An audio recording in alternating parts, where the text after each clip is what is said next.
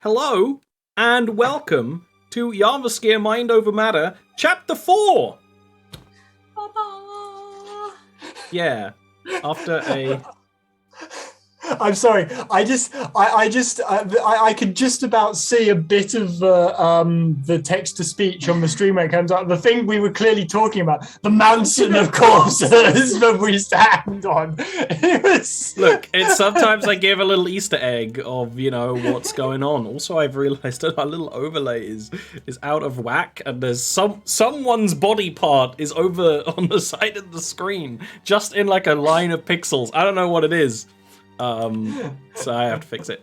After a short chapter 3, we are back. It's just the OG folks, and probably will be for at least a while. Yeah, very chill exploration of the underrealm politics, and basically all sorts of other things. Let's recap chapter... Well, actually, why don't I recap everything? Yeah. Why don't I recap everything? Okay, I've had, most of my cappuccino. This party began as a group of diplomats brought together by the Ebamari Don't laugh. leader. We did our best, okay? Didn't even last one season as diplomats. Look, a season lasts as long as I say it lasts. In that role, you met a few people, lost a few people, and ended up getting involved with the Mad Priestess, trying to assist a gaggle of spiderkin under her protection. You failed. The Mad Priestess sacrificed a great number of these spiderkin, speaking in the thousands, to bring back to life the fell lich Lathura Dorneb, who was once the daimyo and leader of Narashiro. After that, you went to the dwarven city of Abanar to basically prepare, because if you had the dwarves on your side, especially if Bogdan were to be their king, then clearly taking care of the lich would be much easier. There you failed as well. We doubled down on failure there. Not only did we fail, we killed Bogdan. Ocean killed Bogdan.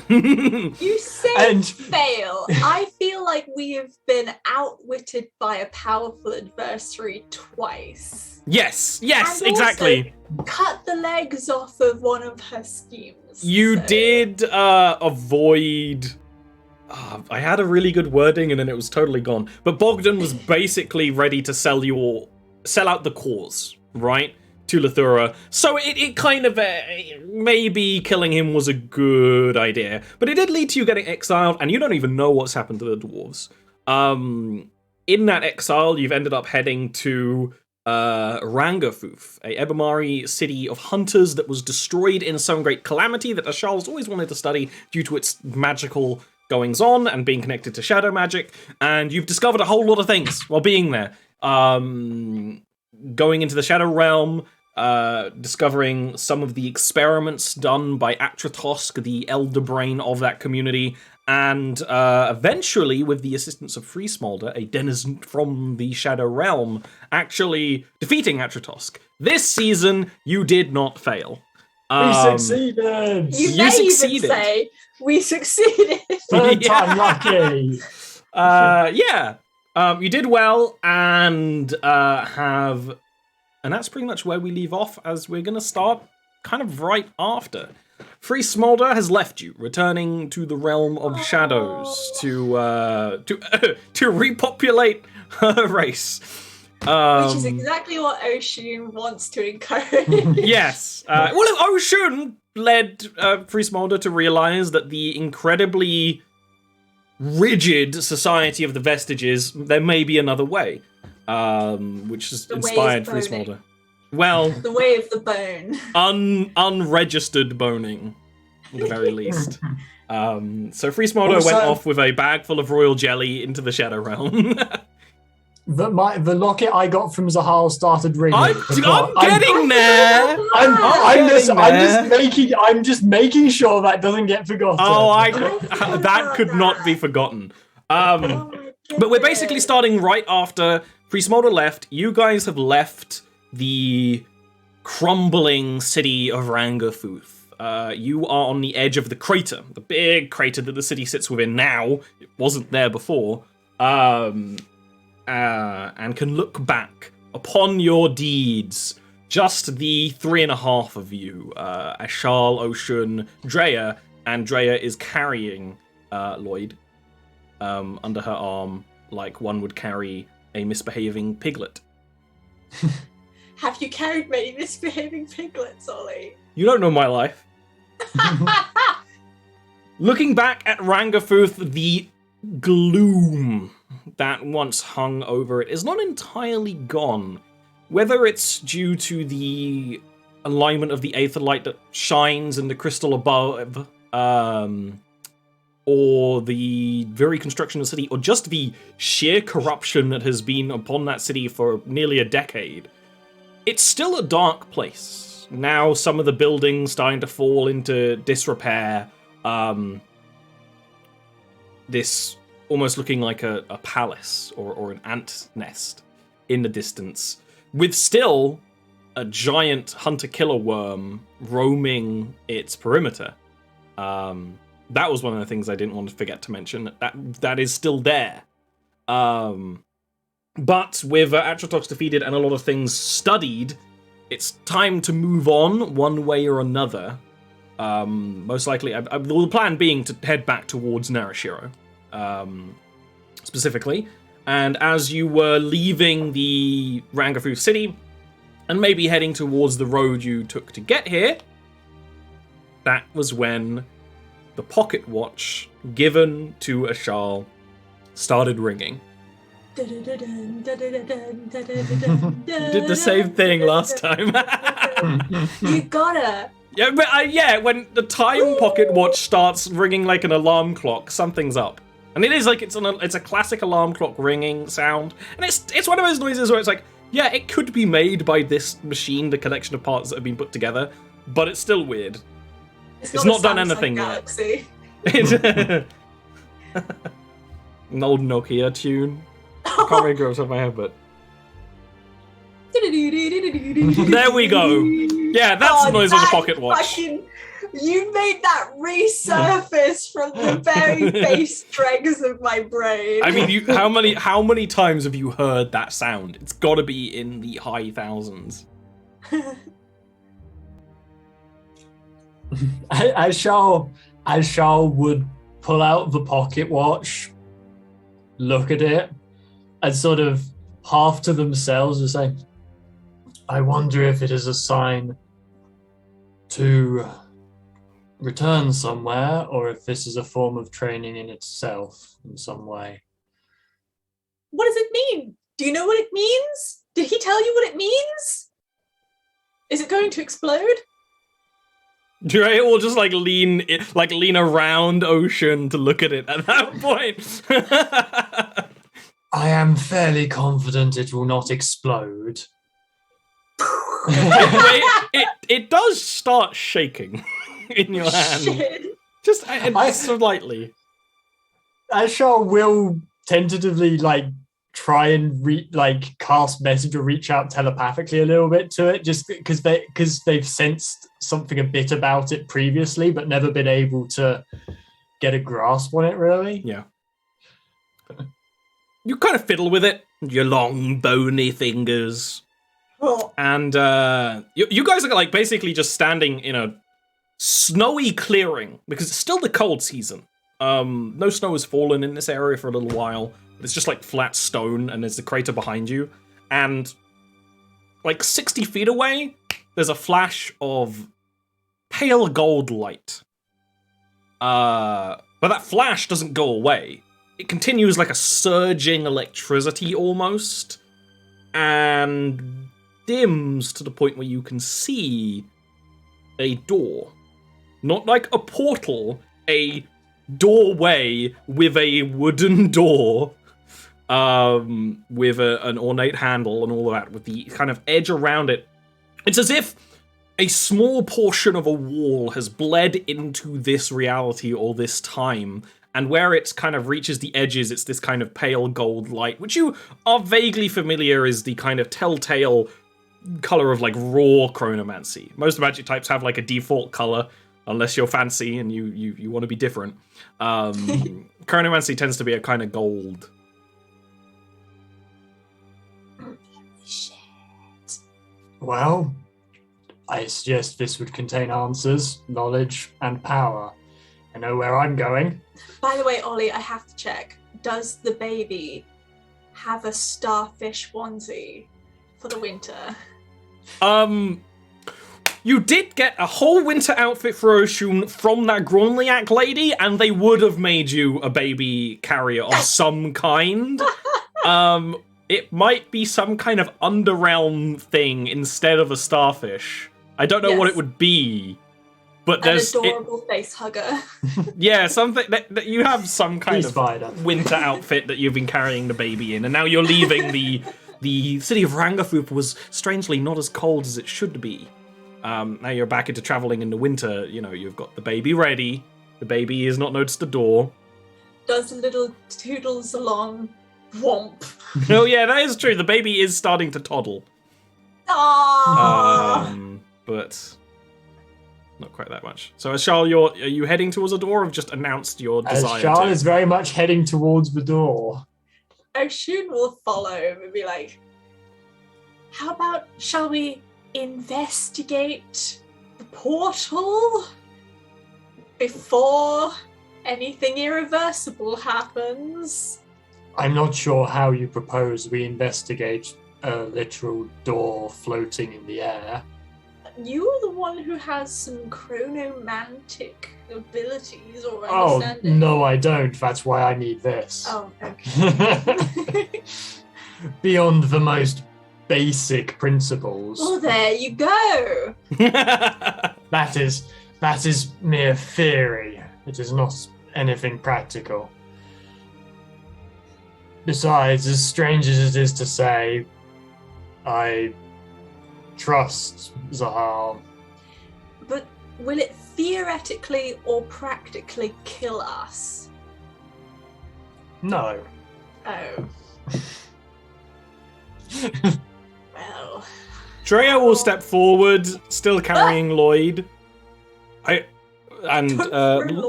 Lloyd is just like staring, because Lloyd doesn't have eyelids. So Lloyd is like maybe asleep, just staring into the ground. Lloyd is not a healthy creature. But Drea will kind of comment, ever since the fall of Lathura, samurai have been wary to step into portals, especially where we know not where they go. Is this something you think you'll be returning from? Is this a door you can open from the other side? I don't think... Well, Drea, I don't think you met the good chronomancer. He was scattered, but a decent enough person. That being said, your point holds true. Even still, we just returned from a place which we thought we may not be able to return. There's a difference in that we were sent to Haga unwittingly. This is... I did not know the form it would take, but I asked Zahal for instruction, and his answer was the pocket watch. As the best way to describe anyone who practices chronomancy, inevitably, it is difficult to place oneself in time when you manipulate time. You inevitably lose some grip on reality. But I have reason to believe that, at the very least, we, if you will accompany me, will be able to return, perhaps not to this precise spot, but I see no reason for a one-way door.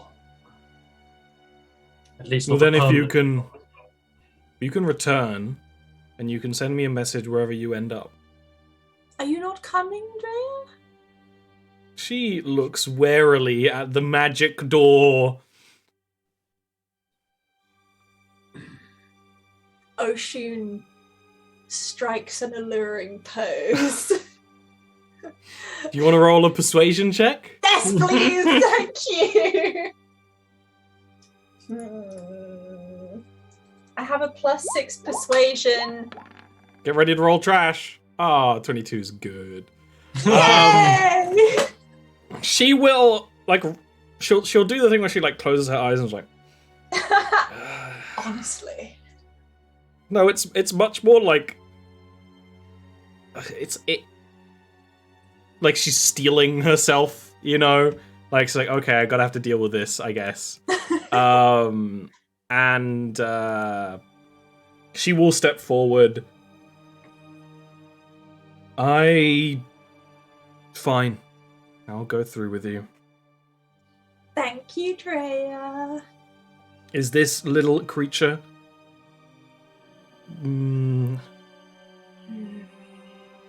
safe to send through time? I believe that should be Lloyd's choice. He has had precious few of those that he has been able to make.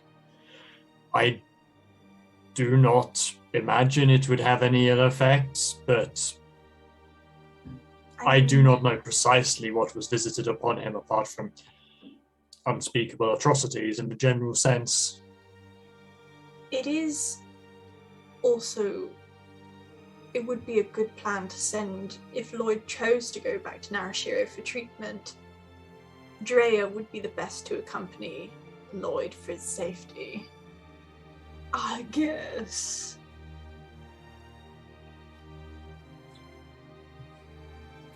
I intend to travel through this door to wherever it leads. You have my daggers.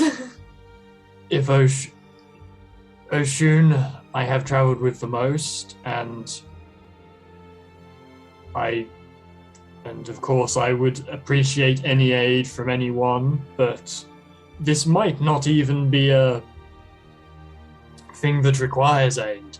I might step into a workshop that is outside of time, constructed by Zahal. I might undertake training there and step out in 5 minutes. It is an unknown. I would not blame anyone who does not wish to go, particularly Drea and Lloyd, who have less of a connection to me and my problems. Lloyd? Lloyd appears to be asleep, question mark? Can I gently wake up Lloyd? How do you gently wake up Lloyd? Kick him. No! Well, Oshun is tall Break enough to your kick him foot. even if he's holding. Be like, yeah! Just sort of like crouch down to Lloyd's level and gently go like, and not touch him, and just go, Boom. Lloyd, stop being a bitch, okay? Gird your bitchiness. Oh, Put it back in your good. pocket. No. Put it back in your pocket. You can gently wake Lloyd, and there is like no change on the face, but at one point the mouth will just move. We'll be like, Ooh. what? Would you like to accompany us? Company? Into I'm already in your company.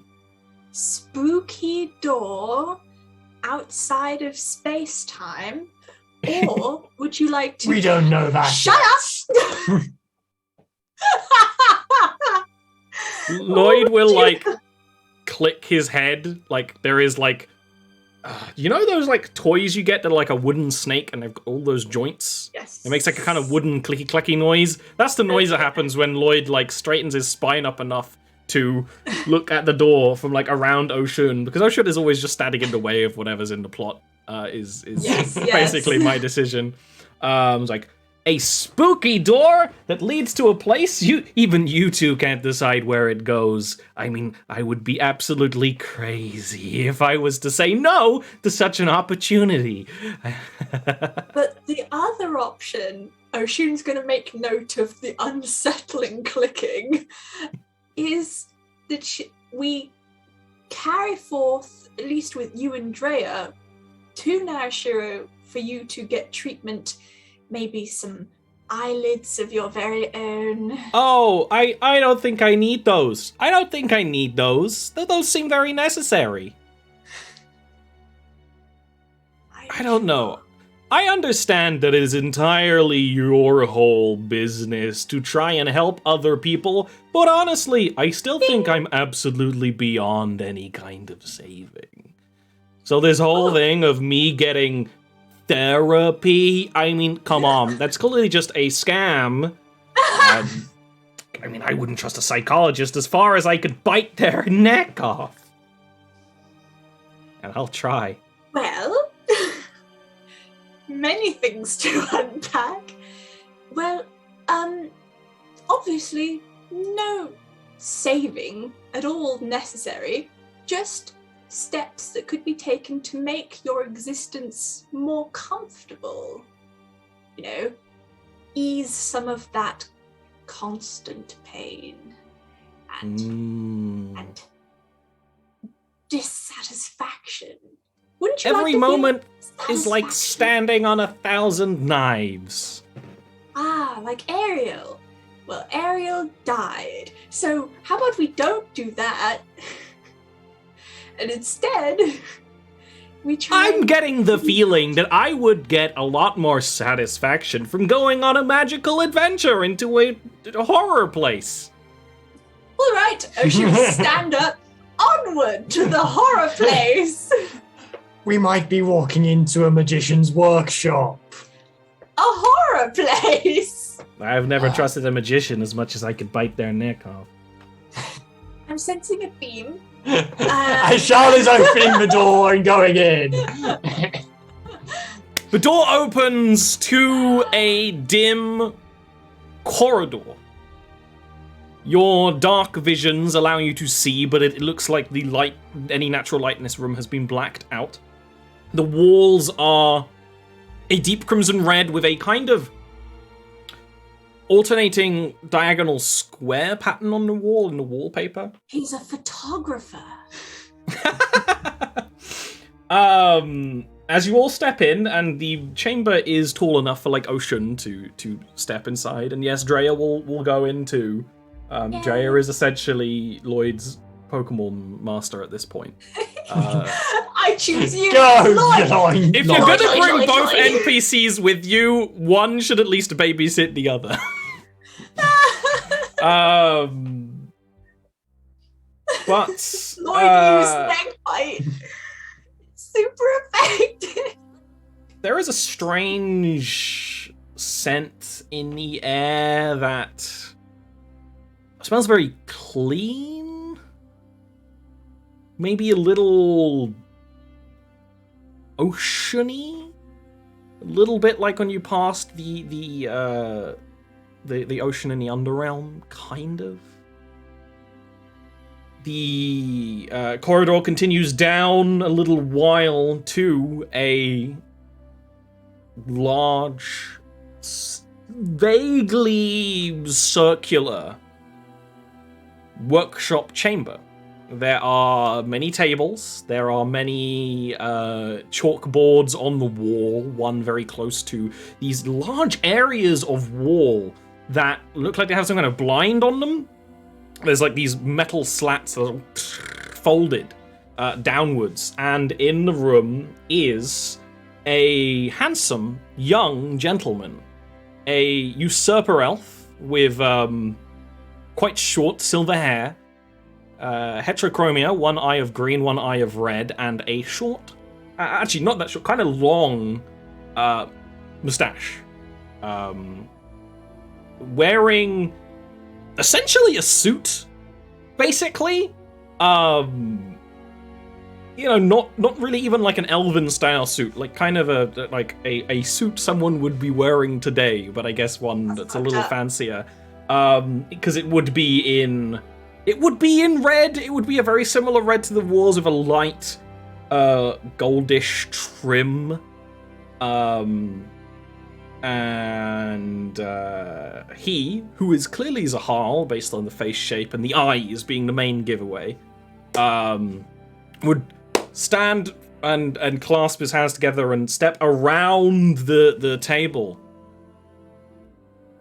My most gracious guests, I don't actually know any one of you, but I have been informed by me, and I believe you understand a little more about that than maybe even I do. In the future, traveling through time into the past led me in a state where my counterparts didn't think they could teach you what needed to be taught. Ashal, I am in a much better state at this current moment. I wouldn't quite say I'm in my prime, but I am, I am who I am, I suppose. But yes, we haven't met. I am Zahal, a master of chronomancy in the making, perhaps. And while I have received a bounty of information from myself, I would be very glad to meet the lot of you, but first I think I would like to show you around. Young Zahal is hot and lucid.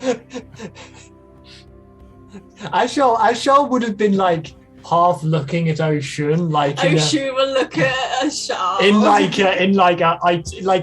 Ashal doesn't have the facial expression, but the tentacles are moving in a very like smug "I told you so" way.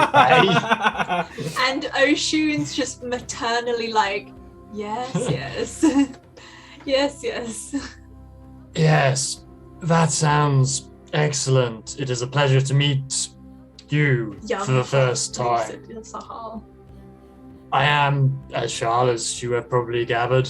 This is Oshun, Drea, and Lloyd. Priestess of... God, what's her fucking name? Oh, shit. Ivrith. Ivrith, and the Church of Ivrith in Narashiro. He nods and heads over to one of the areas of the blinds, and the blinds cover basically a whole, like they're on different like straight sections, but they're basically a whole like direction, right?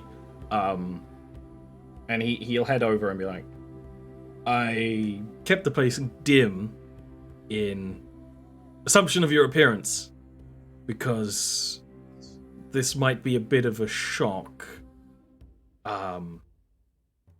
Just hold fast for a few moments, and I hope that you'll get some joy out of it. And there will be a flash of light, as he twists the blinds, and bright light, brighter than any light you've ever seen in your lives, fills the chamber. It would, because you are creatures of the Underrealm, hurt.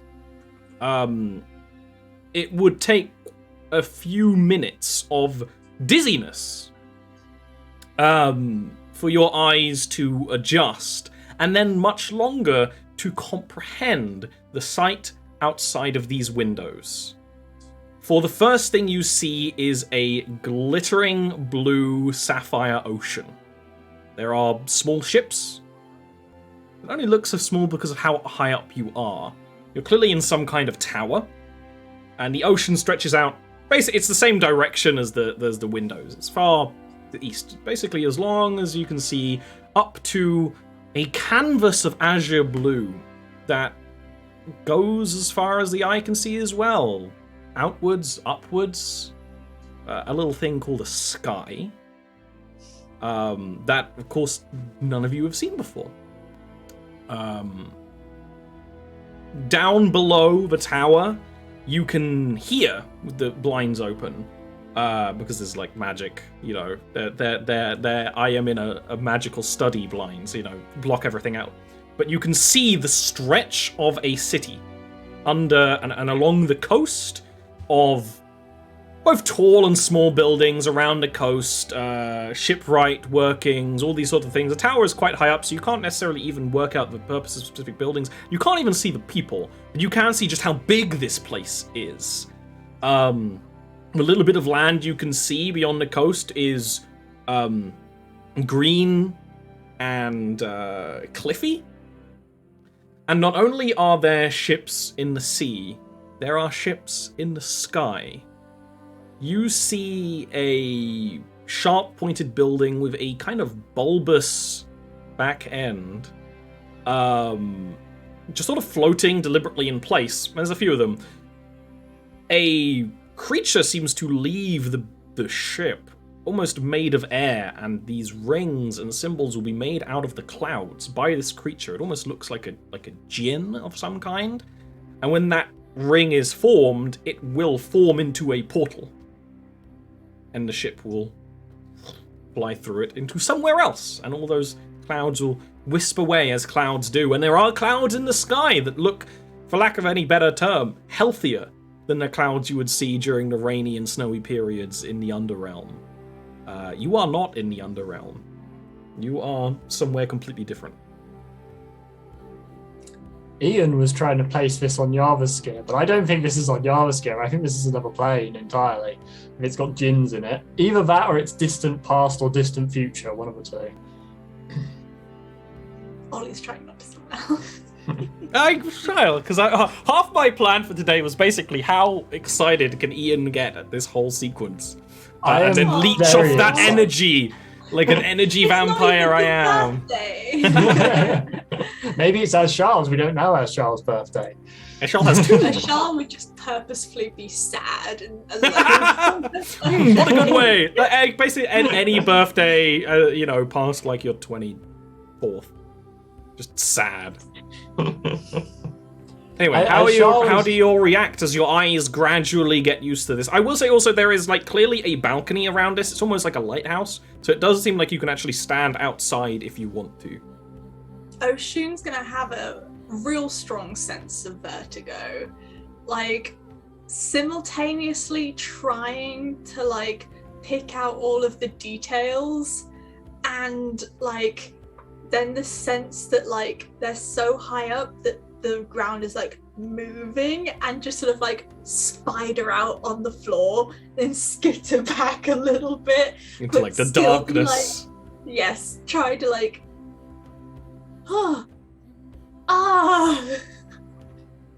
I think as Charles would be more sort of like would be trapped like partway between like the discomfort of and sort of sheer oddity and just curiosity, and would just in a slightly strangled voice, is this where? What is this? Is this the correct question would be, when is this? When is this? Of course. This is the city of Goldport in the year... It is! In the year of Draconic Reckoning, 4684. I knew it was Goldport. Damn it, you don't have the freaking timer on this one. Okay, yeah. I will tell you. So he said the year is 4684, right? And usually, right now, it is 4463 in Jarviskjir. That's nothing. That's only 20 years. It's not 20 years, it's 220 years. Oh, 200 maths. 220 years, yes. Looking at these numbers, crazy. It's quite hard to get my brain around. But yes, it isn't that long, especially in the perspective of long-lived peoples. I will say, what does the baby think? The baby is probably distressed by the light but the baby is also more interested in boobs and hair. So Zahar also is probably 100, maybe a little older. He's not that old. He's clearly an usurper elf. Yes!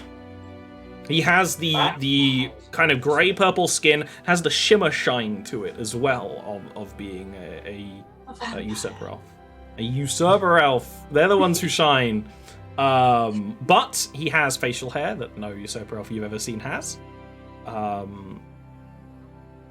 Different coloured eyes are uncommon, but not super weird. But yeah, he's definitely... And he doesn't seem even... Like, his eyes seem very used to the light. Goldport. I believe that is the city on the surface nearest my people. Yes. And yet you are here in what I can only assume to be a position of power based on cities in the Underrealm. In your time, the surface and the Underrealm are at war. In this future, there was war, and then ceasefire.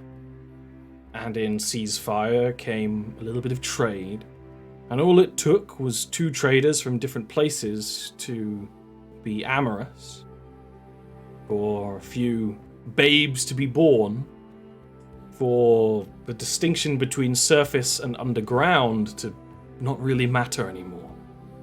I was born on the surface. My mother was a usurper elf, my father was an incredibly brave human. And I've actually been under the tutelage of a human, the previous court wizard for the royal family of Goldport. And he'll actually motion. There is a portrait of a handsome human gentleman with a long brown hair and a kind of brown beard, kind of like mine, I guess. It's not just me. Wearing a kind of similar suit get up to Zahal, and it will say that it is on the little engraving that it's the court wizard Billiam Gravesire, which makes sense to Ian because Billiam was also a chronomancer. Oh my god! Oh my god! Billiam! Billiam! Fucking Billiam! I can't You asked me like a couple of weeks ago. I was like, "Oh, I wonder what like Billiam's doing," and I'm like, "You're gonna find out."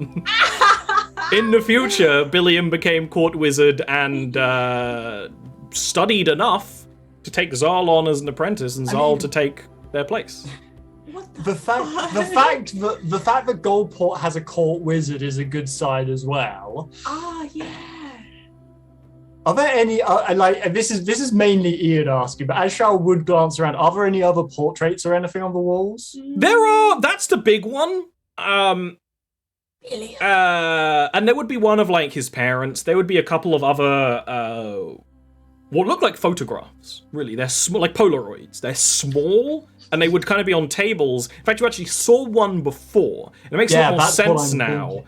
And there is a different city in the distance under the crest of a mountain as he's taking a picture with someone. And you don't know these people, and Ashar doesn't, and Ian doesn't necessarily either. But there are. It seems that Zahal has taken photos across Jarviskjir with people. And there are these little Polaroids. They're quite blurry. Like, if he's using an actual like camera instead of like the capture image spell, either he's doing the capture image spell not very well, or someone else is doing it, or his camera's shit, or he's shit at taking photos. Please tell me that the capture image spell involves you doing the spell and then going. You can if you want. I think Oshun is just gonna like begin a sentence, basically just like clarifying that the like war between the Underrealm and the Overrealm like comes to an end, just breaks in the middle, and Oshun just bursts into tears. Zahal's expression seeing that is somewhat strained, and he will move away to make some tea. As you know, as he is in charge of the magic in Fantasy Britain, he's a gold courtier. He, seeing any kind of distress, he will make tea. And this isn't like Narashiro where it'll be floral. No, this will be British builder's tea. It'll be brown. It'll taste like ground. And you'll like it. It'll calm you down. It'll calm you down. And it'll have milk in it. And this is, you know, milk is not common to get by in the Underrealm, and he will, you know. When I was in Japan, I was like, do you want some tea? And like, I was gonna put some milk in it, and someone said, oh, not milk tea. And I was like, it's just tea. I like my tea that has milk in it. It's just tea. Yeah, he will. While he's doing that, would you either of you sort of say anything? For the record, Drea doesn't really ever show much expression on her face, but she's just sort of staring, thinking, and having a sort of the same thought process as Ocean, but like having a less visible anxiety attack, I guess. And Lloyd is just grinning ear to ear, which he can almost literally do. I don't like that. You're the one who chose to take Lloyd with you. Lloyd is a good boy. And... Every time he does something, you have a stank face. Is this what parenting is? Yes. I think as Charles would just say, that is a lot to take in without context. Of course. Although I am not here to learn context, I suppose. The context is part of the reason why I actually wanted to bring you here now. Oshin's gonna wipe her face with every one of her spider legs. Just. That's when he'll hand you tea in a little cup and saucer, probably with some kind of biscuit beside it, because he is apparently very British. Is it small? I want it to be very small. It would be small compared to you. It's human-sized. Human-sized fine china. Very nice. Pours it into the horrible spider orifice. I will say before you get too excited that I cannot keep you here too long. This is not the situation you may have wanted, where I could give you a full training regimen, as I have had before. Wouldn't it be possible? Well, not in a way that you would want it. I had expected as much, but honestly, finding a teacher of chronomancy at all was an unexpected boon, and any being set on the path. Well, I am a researcher. I am a keen experimenter. I will find my own path as necessary, as long as I have the basics. I hope to give you enough knowledge and answer enough questions to set you on your right path, and maybe... Yes, to set you on the right path.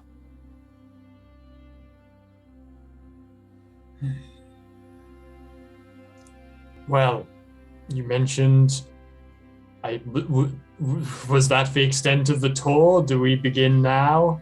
I do not wish to... I do not believe it would be wise to leave the tower.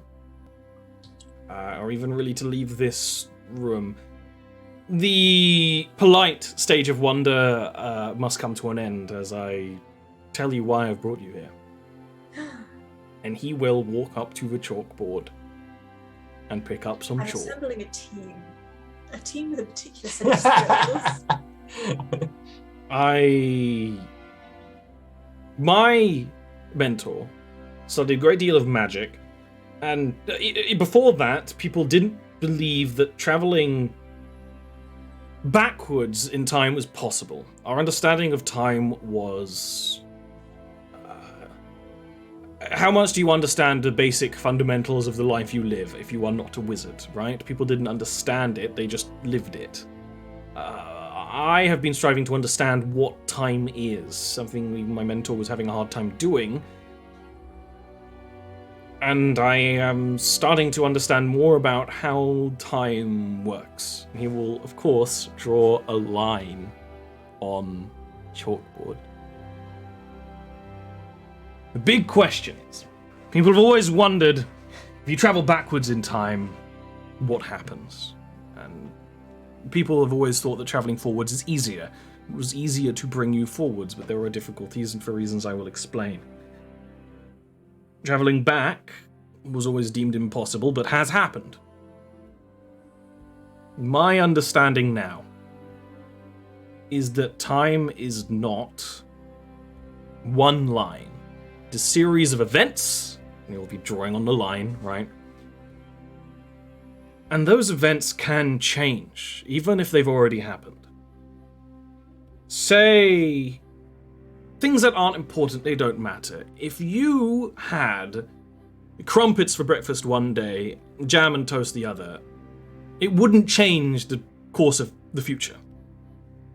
But say, if you stole crumpets, that is a definite change, and he'll like wipe out part of the line, and he'll draw like a wiggly line. It's like, my understanding is that the time line is flexible, but will change and alter itself to become straight again over time. Things will get tweaked. People's experiences will have been different. They might not necessarily even know it. There are records, hundreds of events that have been remembered differently, not just because of different storytellers, but because of different events they have lived through, if that makes sense. There's only one, well, there is only one core line of time, but it bends to accept anything that happens to it, and then will snap slowly back to becoming a straight line, perhaps different, perhaps wearing the scars of things that have changed and shifted. Do you understand? I believe so, yes. So, if we were to say, prevent the resurrection of a powerful individual, that would cause a timeline to snap back into a slightly different place or way. Yes and no. My understanding of traveling back in time is twofold. The theories have always been quite different. One theory is that if you travel backwards and you change things, but you have already changed those things and that has already happened, right? And that's kind of what I've discussed. And I think that happens most of the time. But when you try to change a crux point in time, and you'll draw like an X and do a circle around it, there are periods of time that appear far more solid and far more defined. And I fear if those points of time are changed, what happens was a mystery until quite recently. I've brought you here now because this is likely the only and last time you can interact with my timeline. This future you are in now is not your future, not anymore. Shit. Something changed. I don't know what it was, and it's already happened for you. Unless I send you further back, which I will not be doing to not cause any further damage, this point in time, you'll draw like the wiggle, and he'll draw like a circle around like, or like a line, an arrow pointing at like one of the bulges on the wiggle. It's like a lake, a river. As a river's course changes over time, occasionally portions of it can become marooned. And change has happened in your time, an event happening differently from my time that is marooning this future. It might be possible to steer the bend in a way that ends up looking very similar, but it won't be mine, and it won't be the same as the Zahals you know. I do not know what will happen to the me's that have gone to your time, I imagine they will be trapped there. Which is a fate they have chosen. It's a fate I will choose, apparently. This timeline, as the events have seemed to bring you some comfort, unfortunately is not going to come to pass for a lot of you. But it does mean that it does give a slight answer to your question. If you change certain things in the past, this can happen. I do not believe that it was the act of a time traveler that changed. I think time merely did change. It wobbled. Events happened differently than they have to create this life I live. I don't know what it is, but it must have been something important. There was a point where things could have happened differently with very little interference from actors, which made two potential lines diverge in the future. And now that it has fallen on one side, this future is no longer the future that we are heading down.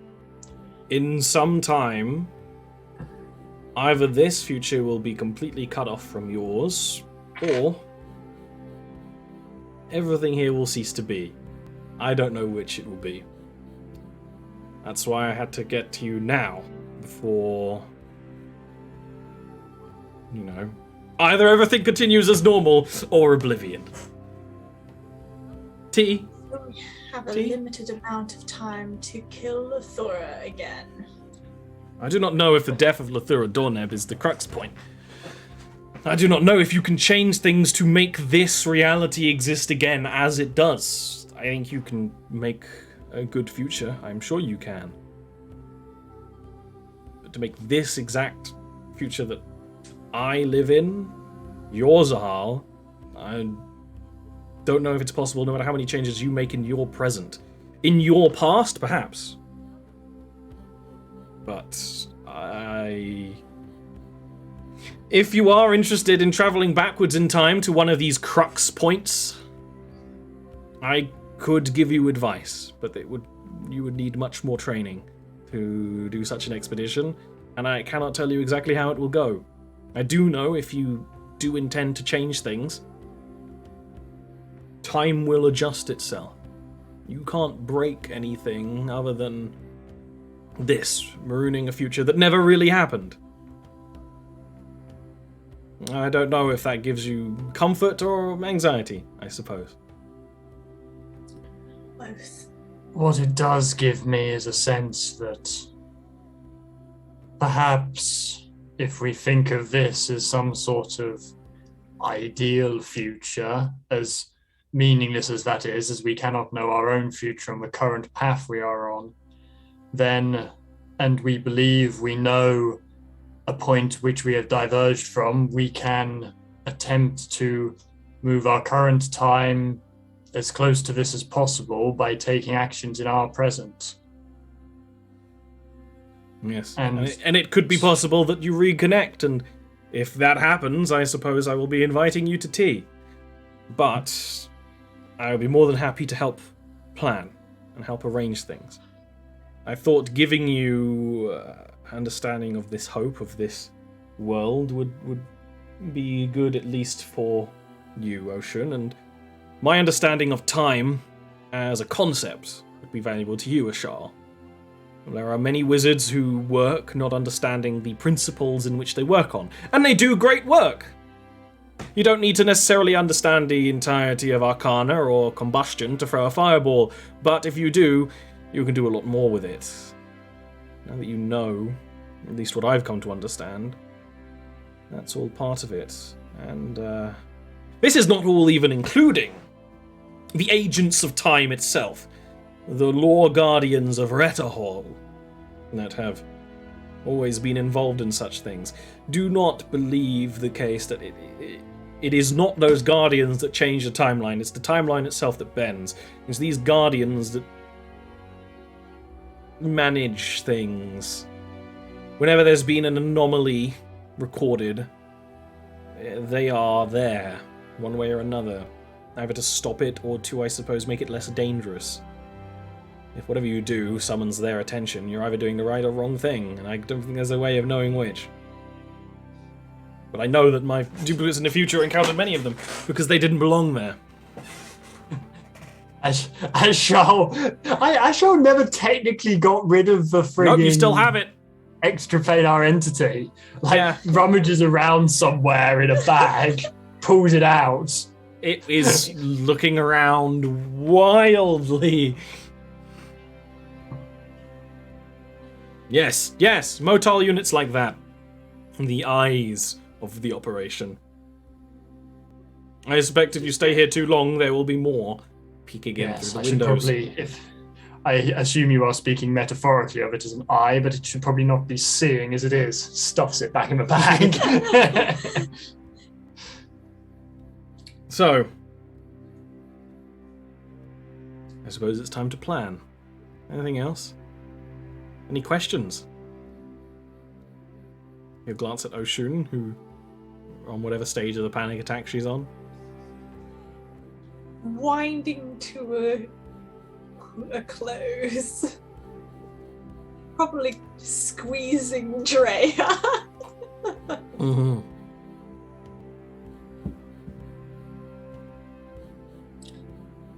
No, I have no further questions.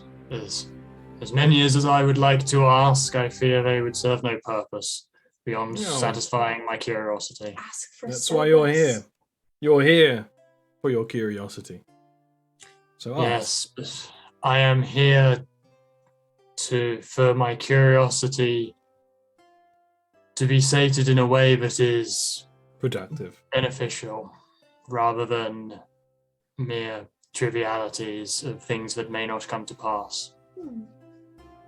So I admit I do not know your lives. You say you have encountered a point in time that could have been the event. I prove it to you. It could have been many changes that have been made. What are impactful events that have happened in your lives together that could have been this change?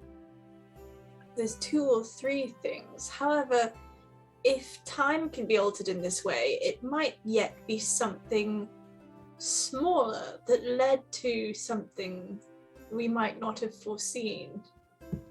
It could have been the fact that I gave... God, what's her name? Notes.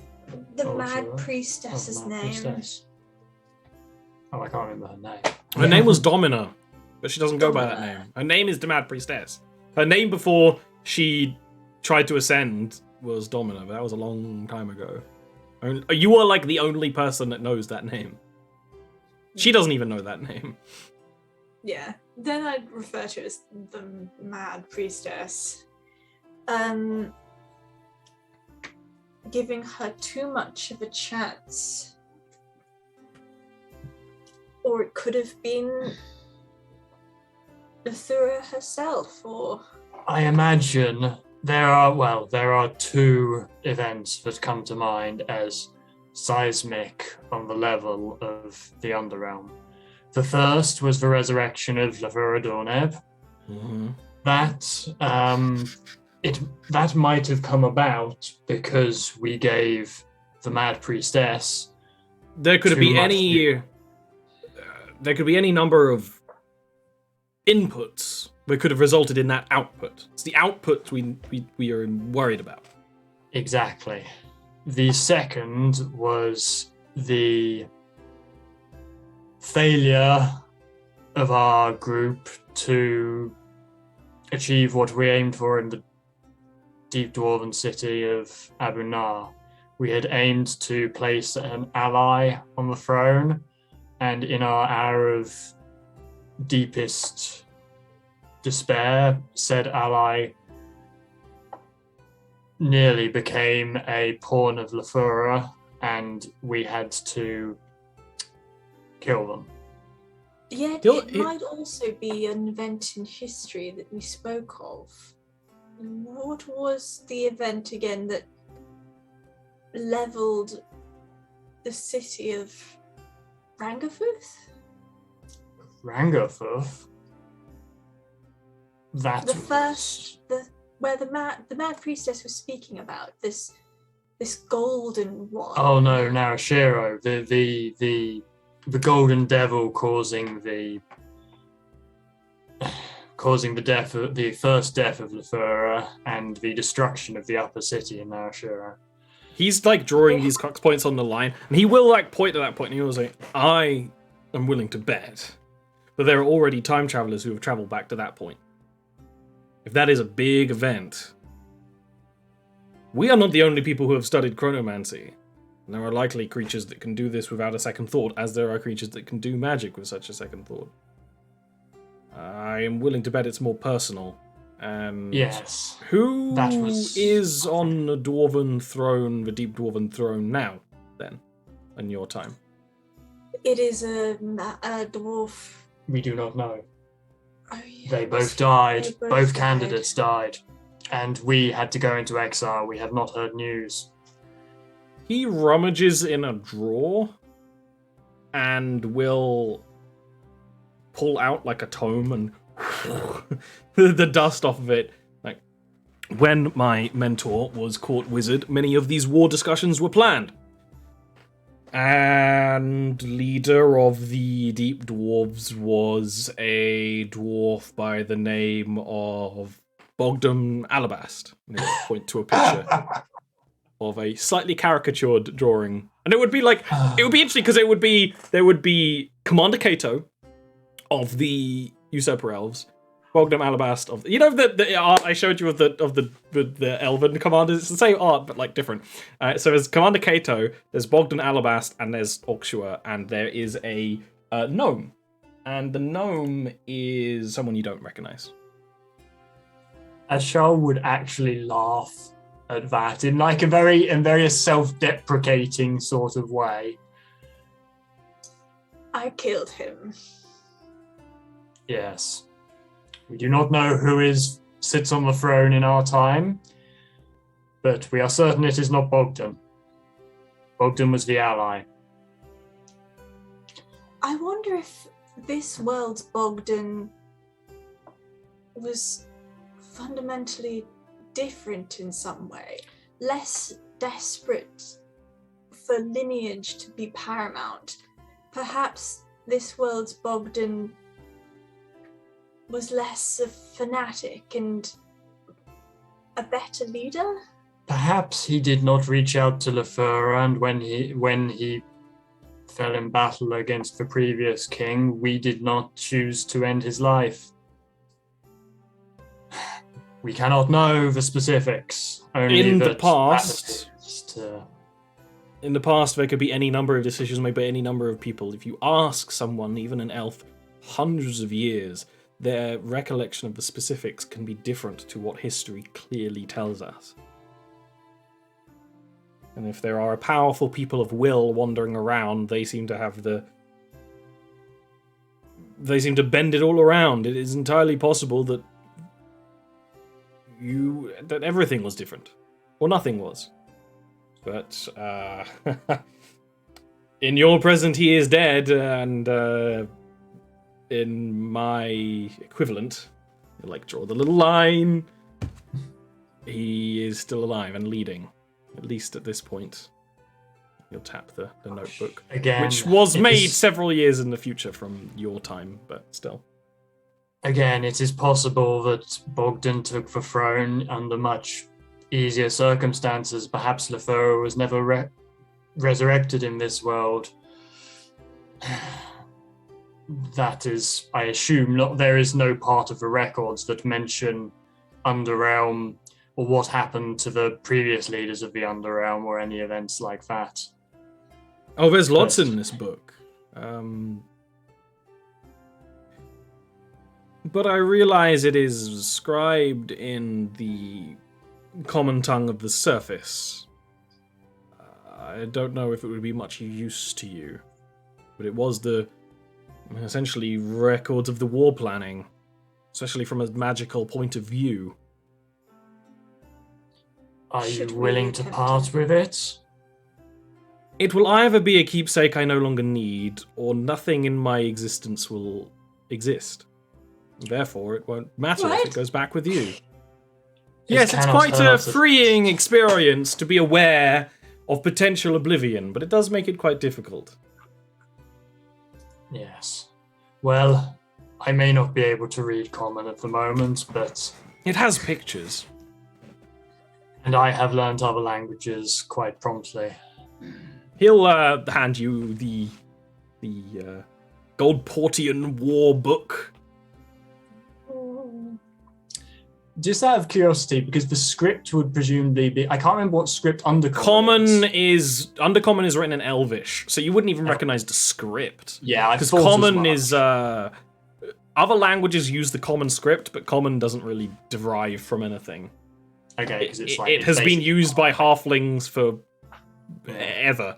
Fair enough. And that's the thing. So yeah, it would be complete gibberish to you right now. Yeah, other than you are very smart and can work these things out quickly, but the actual language you don't understand. You can easily start picking things together. Where are the umlauts? Well, yeah, I mean, if it was at least that's true. If it was at least in a familiar script, I might have been able to pass references to the French. Fel realm or despite despite the familiar name in D&D rhetoric in Jarviskjir and actually in Faerun, but especially in Jarviskjir, Undercommon is a kind of weird mixture of Deep Elvish and Deep Dwarven and Deep Gnomish. It doesn't correlate to any language on the surface. It doesn't even translate to Elvish on the surface or Dwarvish. Not as much. Gnome language doesn't really change much anywhere you are. I don't suppose you have any primers on Undercommon and Common tongue, or is that no longer necessary? If if I was given any books, it was when I was a baby. Reasonable. I did not expect so, but it was worth asking. A babe of merely 20 years old. So we have identified a point of difference that is clearly identifiable within our recent past. It suggests to me one of two things, or possibly both things. There needs to be stability in Abunar, and potentially there needs to be no Lafura Dorneb, because the fact that Commander Cato is still leading the Usurper Elves and there is no mention of Lafura Dornebs suggests, and the fact that you do not recognize her name to any great extent suggests that either she was not resurrected or she was defeated before she could have any impact on the surface. There is also the fate some have learned of. In my study of Goldportian history, there is a period of time that is not recorded in history, because by recording it would have given the entities involved power. All I know is that they were interacting with something that the only way to really save the future was to wipe out any record of events really happening. So it may be the case that this Lafura Dorneb existed and was not written about, or at least not written about here. If I had the time, I would gladly travel with you to High Thundrol and look into their records, but... So we can either go back to our time, make sure the Dwarven realm is stable, defeat Lafura, or, and I hope I'm not misunderstanding, we go back to the time where Bogdan is still alive. But if we do that, what becomes of Hopebringer and the realm beyond death? Every change you make sends a wobble through time in which things adjust. I imagine events like that would continue just the way they are. I don't think anyone would have been able to predict that the change you made was not a change. It was just the actions you've committed.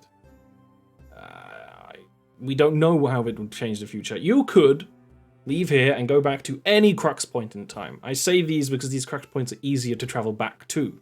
You have history, you have personal experience.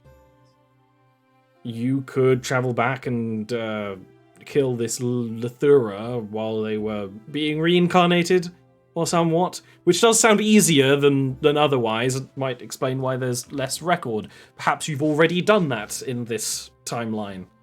I have no record of you two existing, at least in ways I have tracked. I don't know what your correct crisis number 2 coming on. He will look at he'll like pull his sleeve up and he has multiple watches. They're all ticking at different speeds. And he'll like pull his sleeve out now and be like, I don't know what your correct path is forward, because I do not believe there is a correct path. All I know is that there are paths, and it will change things. You could try your hardest to make this future happen, or you could try your hardest to make your future a good one as well, and make good in the small moments, that even if they aren't remembered by history, are remembered emotionally, and by the impacts they cause. For it might sound hippy-dippy-ish, and I did mostly have these thoughts after trying a particularly wild strain of pipeweed, but perhaps there are such ripples through emotionality as there are through time.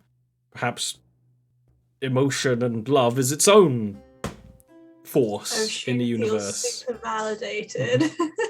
I'm not a wizard of love. My long list of ex-partners can stand to that. But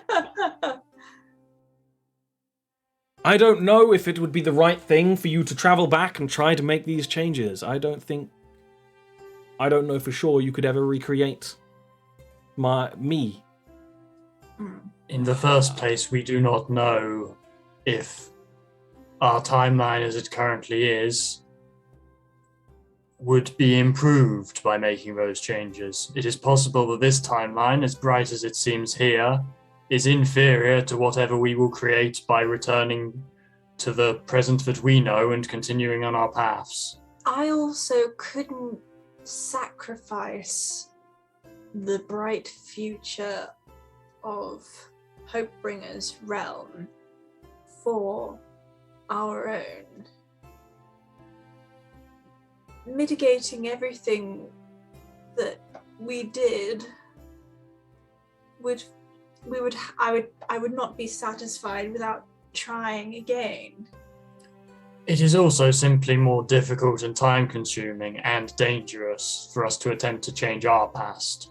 To attempt to make the best of our present and our future is a far easier task and does not involve me having to learn enough chronomancy to send us back months and years into our own past. But you could learn chronomancy if you, just for the self-satisfaction. Oh, I will learn chronomancy either way, but to do so as our primary aim seems foolhardy at best. If anything, it feels validating that we appear to be on the right path. Yes. And it is reassuring that there is a bright future in some way.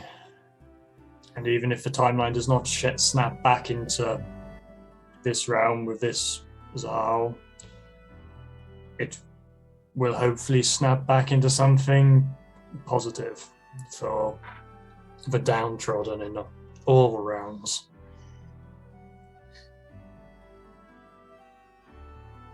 Well, I hope our little meeting has left you inspired. I have to ask you to leave. Thank you for showing all of this to us, to me. Yes, thank you. It has been enlightening.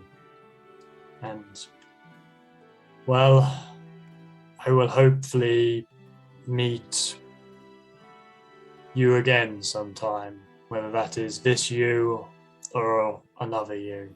I doubt any versions of me you meet in your time will know this conversation took place one way or another. Well, I will have to remember it for them then.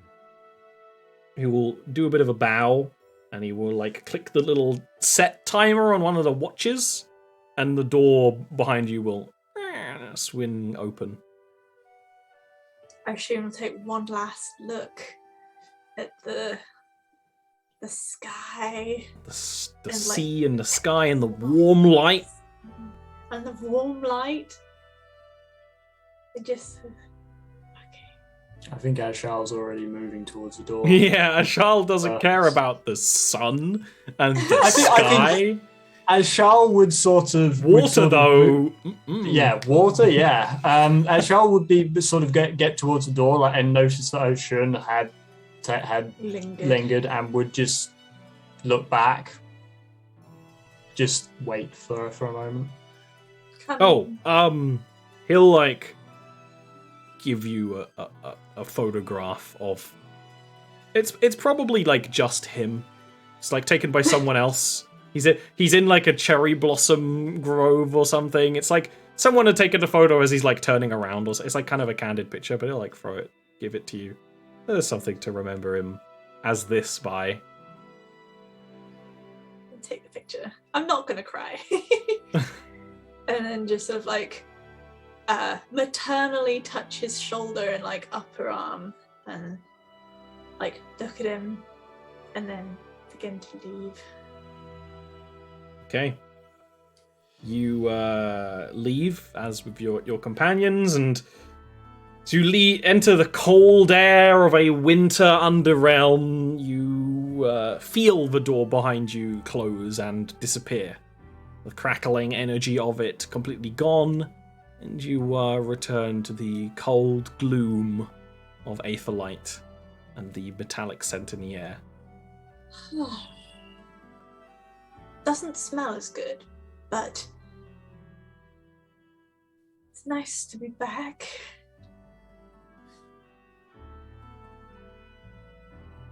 Well,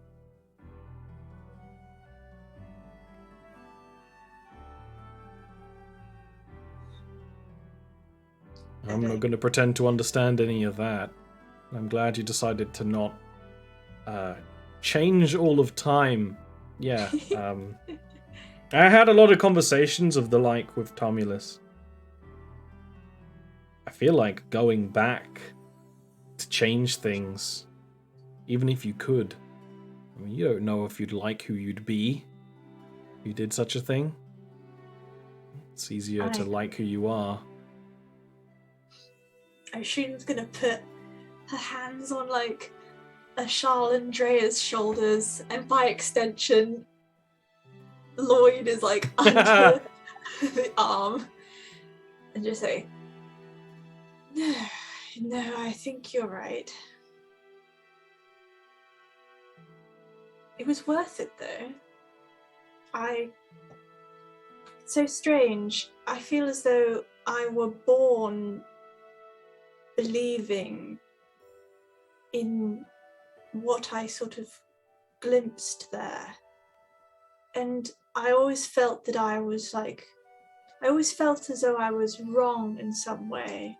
None of my sisters agreed. No one understood. I was made to feel as though I was wrong to believe that organisms can coexist, and that one day we might have a future where we could live somewhat together. And I just can't believe it's real. And then she'll start to cry again. Big gibbly tears from the weird spider eyes. Some say that Ivrith lives outside of time, so maybe she made you to make that happen. It doesn't seem like a very Ivrith-y future, but maybe it is behind closed doors. The spider mandibles wipe.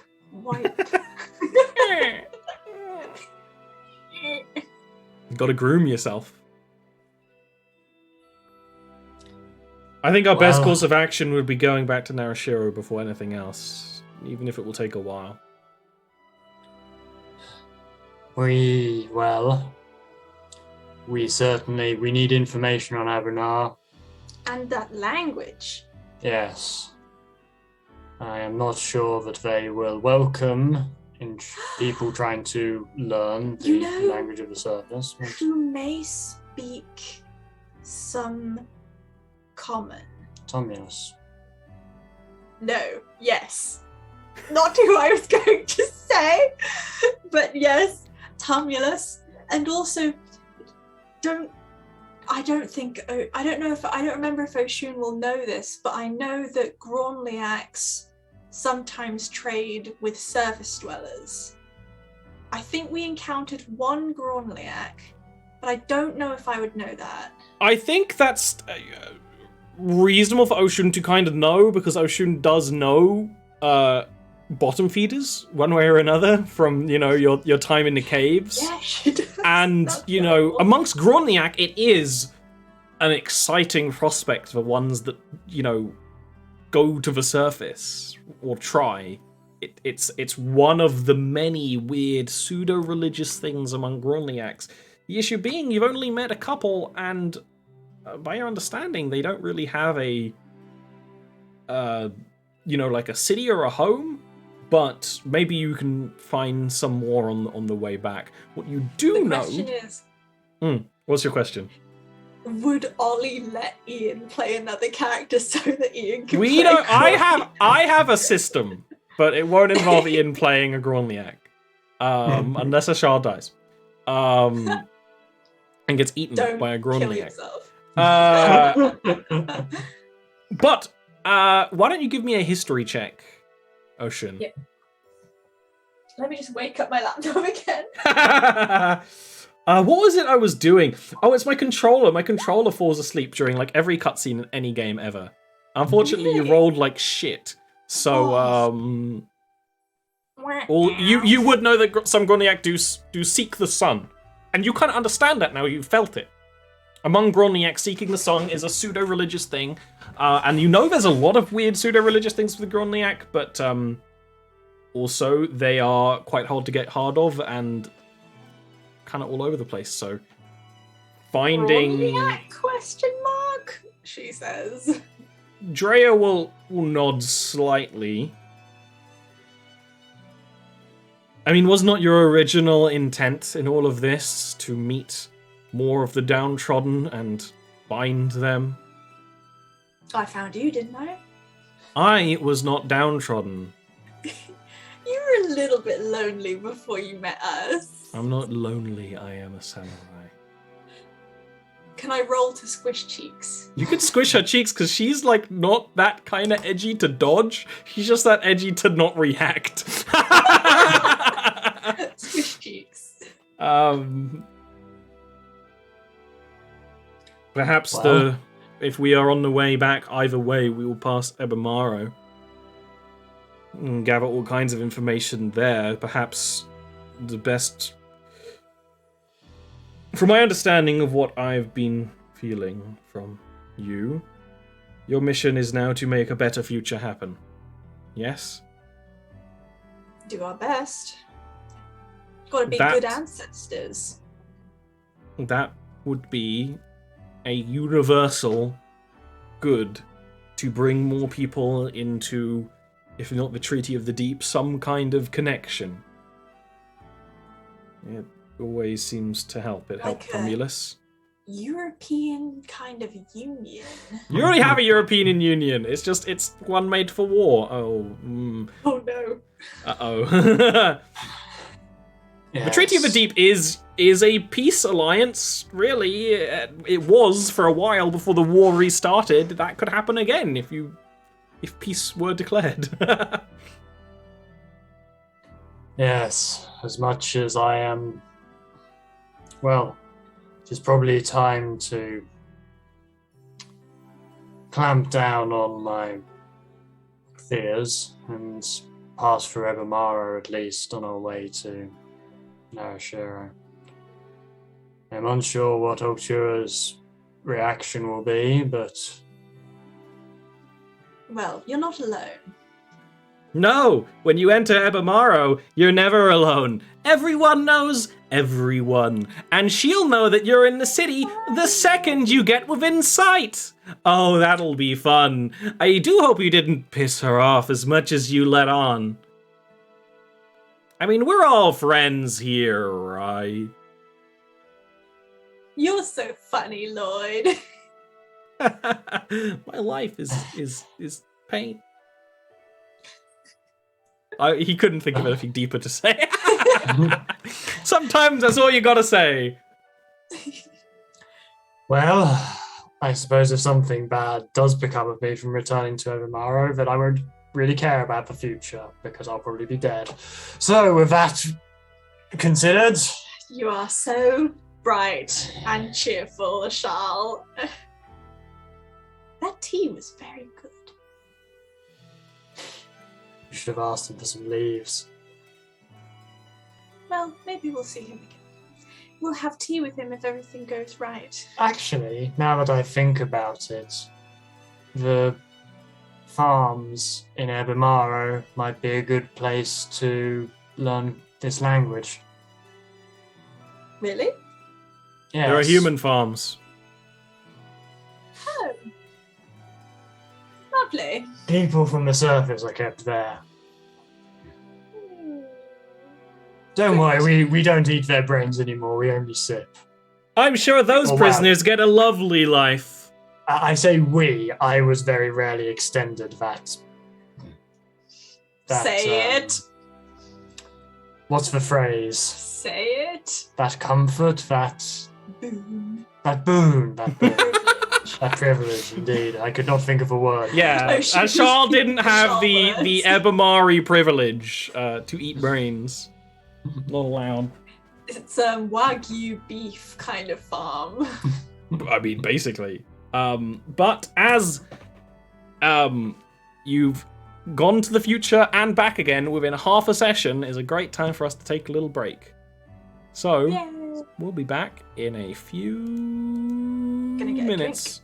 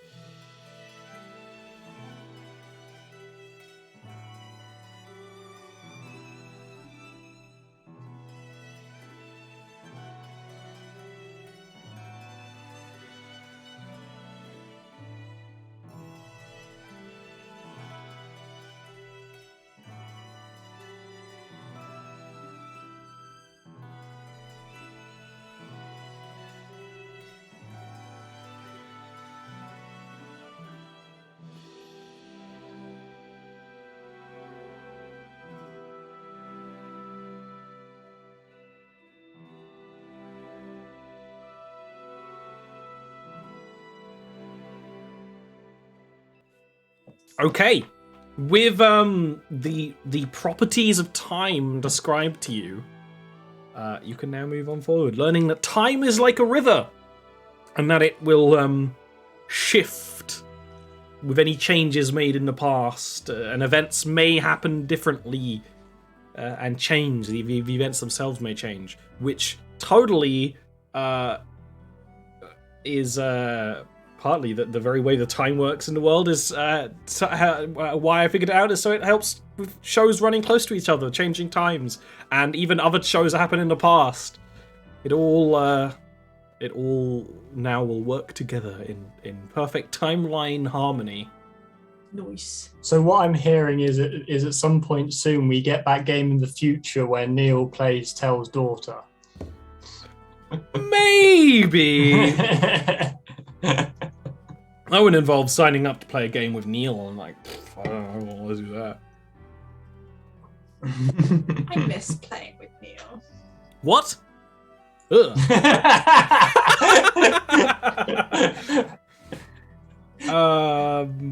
So, Ebamaro first. The logical first step, because it's the closest place to anything, and it's the way to go to anything. You can start trudging back. It's funny you said that there's no timeline on this page we have. You're right, there should, and there was, but there isn't anymore. I don't know why. It's disappeared. But you are in the cold season still. Traveling is traveling through the snow. You're starting to get to the very end of the cold season as you travel, especially because it's a very flat, stony area. It's less so snowing, and it's more just like ice. There's just like a really crunchy layer of ice under everything. You know, when the snow melts mostly, and it's just ice. It makes at some point the vistas you see very glossy and shimmery. The first of anything you see on the way back would be the little Mothkin stall on this road to nowhere. Hey guys, hey! Yeah, there is the Mothkin stall tender and their child that is the cocoon. They're the only thing you see for a while. Didn't we use their weird other realm seed thing? No, I've still got the darkness stones from Rangarthur from the Aether Crystal shavings that they sold. God, your collection is crazy. I've got some good stuff in there. Yeah, you certainly have some stuff. Yep. I've been meaning to ask for Succubus actually. What was up with that? I've got Can't you just think it? vial and a locket that's semi-complete from her villa. I need to ask her that at some point. Not now. Ask her. No, I'm curious. No, now. that'll come at some point when we've got some. You have to forget about that and then remember it again, and that'll be the Exactly. time to ask. Exactly. Right now, you need to decide what the hell you're doing with your lives. Definitely saying hi to the Mothkin. Just being like, having a catch up. How's the cocoon? Oh yeah, excellent, great. Yeah, it's very much a like they can't wait until they get out of their cocoon and can start working. Oh, They are the cocoon is learning the trade of being a merchant. That's why they're here. that's adorable. Yeah, that's how the Mothkin work. In a cocoon phase, they watch someone and then they know how to do the thing that they learn. I don't like the idea of a cocoon watching me. Especially if you remember, these cocoons are like basically cylinders with little stubby legs and like kind of eye holes. They're kind of an Among Us. I hate to say it, God. but they really are of like silk. Especially because they're like medium size, like or small size, I guess. But with their little stubby legs. it's a little stubby-legged Among Us baby waiting to hatch. It hatches into a Fall Guys. I don't know what the baby form of that is beforehand, but there's got to be something that could be a larval form of an Among Us. Oh well, there's the baby Among Us is in Among. There we go. I've worked it out. I'll have to put together a graphic. Ashar will just say to them in past, I don't suppose that anything or anyone of interest has passed apart from us recently? That's a good question. Oh no, nothing comes this way. You are the only thing of your ilk. There are more moths. There are goblins. There are always more moths. I thought as much, but have you found anything of note that is now for sale on your... Ashal looks at the wares. I always sell aether. And they would be relatively full chunks of aether crystal, like the size of a fist. You want more aether. I have aether crystals. That seems to be one of the Mothkin's main hustles. I mean, this is like clearly just one with maybe like a family, but from what you've gathered, mining aether crystals is actually something they can do with ease. Just in general.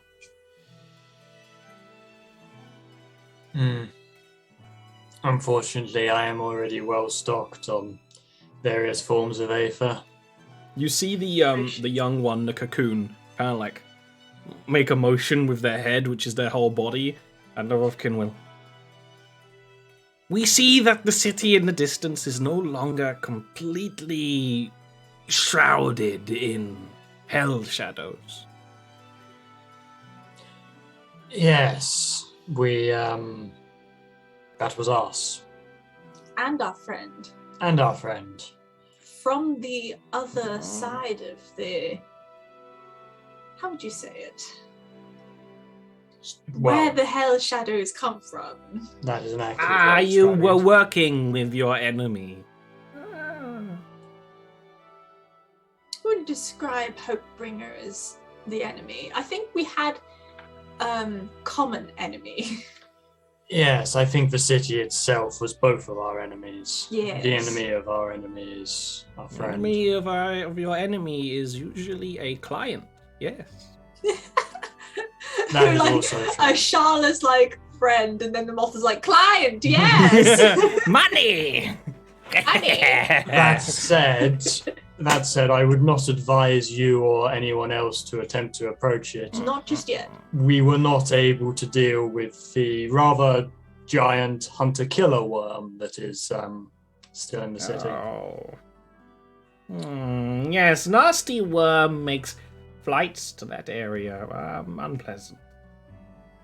We'll avoid. Hopefully, at some point, we will be able to bring that under control or exterminate Or it one way or the Someone other. else. Or someone else. But yes, for the time being, I would not advise going there, at the very least. You have any more questions for the moth? No. Okay. Oshun's looking at the ether crystal and thinking about the blue sky, just being like, It's a very cold light that comes. The fact that the aether light kind of is pink is something, but it's very cold compared to the warmth of the sun. You get vague memories of one of the missions Ulkshaw was interested in, the Cult of the Undersun. If they were seeking something like that, it's more understandable. How do you felt it? Even if it hurt. I think as like after we leave, having noticed that, Ashal will pull out an aether crystal from one of the many copious pockets Ashal has, and just be like, "Do you want this? You seemed quite interested in the ones on the stall." oh, thank you. No, I was just thinking about how those things usually grow on the ceilings of the caverns, and I don't know, did that blue seem solid to you?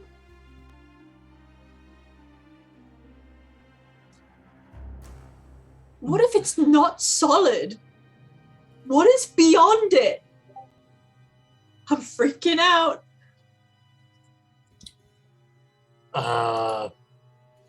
I don't know what to tell you.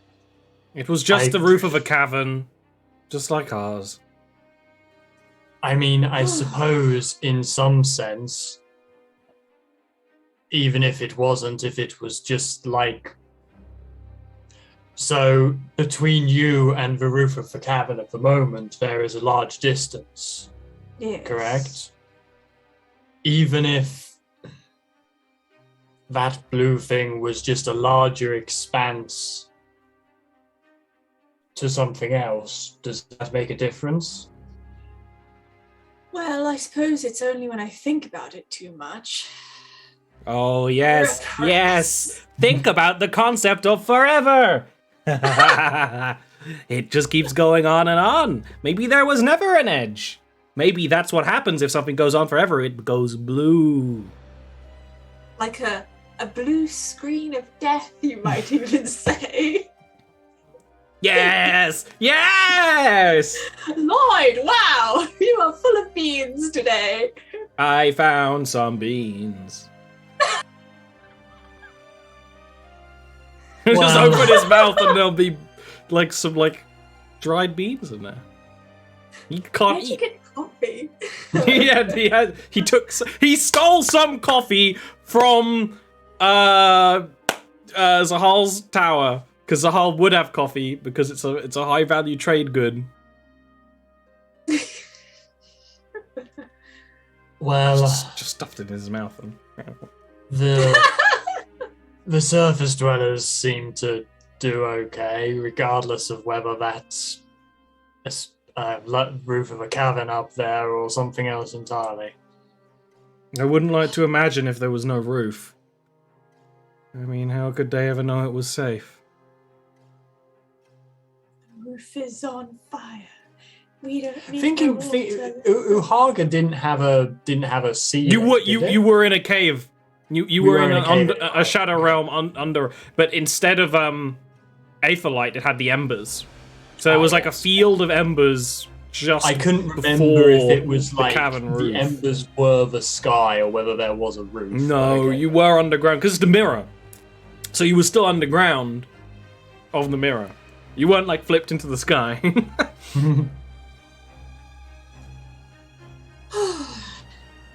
Well, anyway.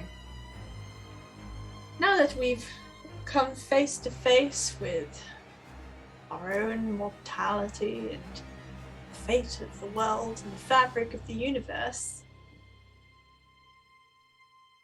do you want to make camp, or would you like to keep trudging on towards your den? Evamaro, which I suspect will never be aptly described as my den, but much has happened today. We should rest and then continue. Yeah. You can make a little camp. Tick, tick, ding. Anything you want to do while camping, while setting up, after a little fire's been set up and... Ocean's gonna sit Coolness next in to Drea and just say, I hope I'm not misunderstanding anything. Or at least I hope I haven't done anything to upset you. I only felt that after we got back from the other realm and then we had that battle, we didn't have a chance to speak, and I thought that you were mad at me because I was unconscious, and then when I woke up, you had run past me, and I don't know, I'm sorry for whatever it is. Okay. You've not done anything to upset me. Okay, good. If you try and scooch away, the tiny samurai will hold you in place. Oh. And as close to any kind of affection you get would be when she enters a trance, she'll like end up leaning on you. Oh, that's so cute. So you get Leaning on something. my hip. Gosh, you're Yeah. so tiny. The tatty old book of notes out, magical notes, and it's just Equally cozy and satisfying. there's the comfort of a woman and the comfort of magic book. exactly. And as Charles is just scribbling notes and thoughts and such like on time and chronomancy and such like, and A little glow, a little purple glow, like You take this opportunity to take some looking at the war book. the wook. You Yeah, might even the say. wook. yeah, The wok. yeah, definitely have a So it is a journal of a nice leather bound. While it's written in comment, there are pages of some other book stuffed into it, as many who keep way too many books and notes and things store. And it does seem like those other notes are they're on a different kind of paper that's a lot older and a lot more worn, and those are a lot more magical in the way of their notes. Some of the sketches, because this isn't like scrawled, it isn't messy. The other notes in the book are messier, but the things in the prime book written by court wizard William Gravespire are very neat, and there are the occasional magical symbol drawn, seemingly mostly any kind of quick reference necessary, because these are mostly seemingly for his own benefit. And the reason why spell books exist are wizards making a quick spell reference that they can draw all the power from, basically. It's like making code. And technically, you could type it every single time, or you could save it, So there is magic in this booklet, but it's not necessarily a spell book. But there are magical things to learn, one way or another. Are there any pictures of... what was her name? In our group, there's... Cadence.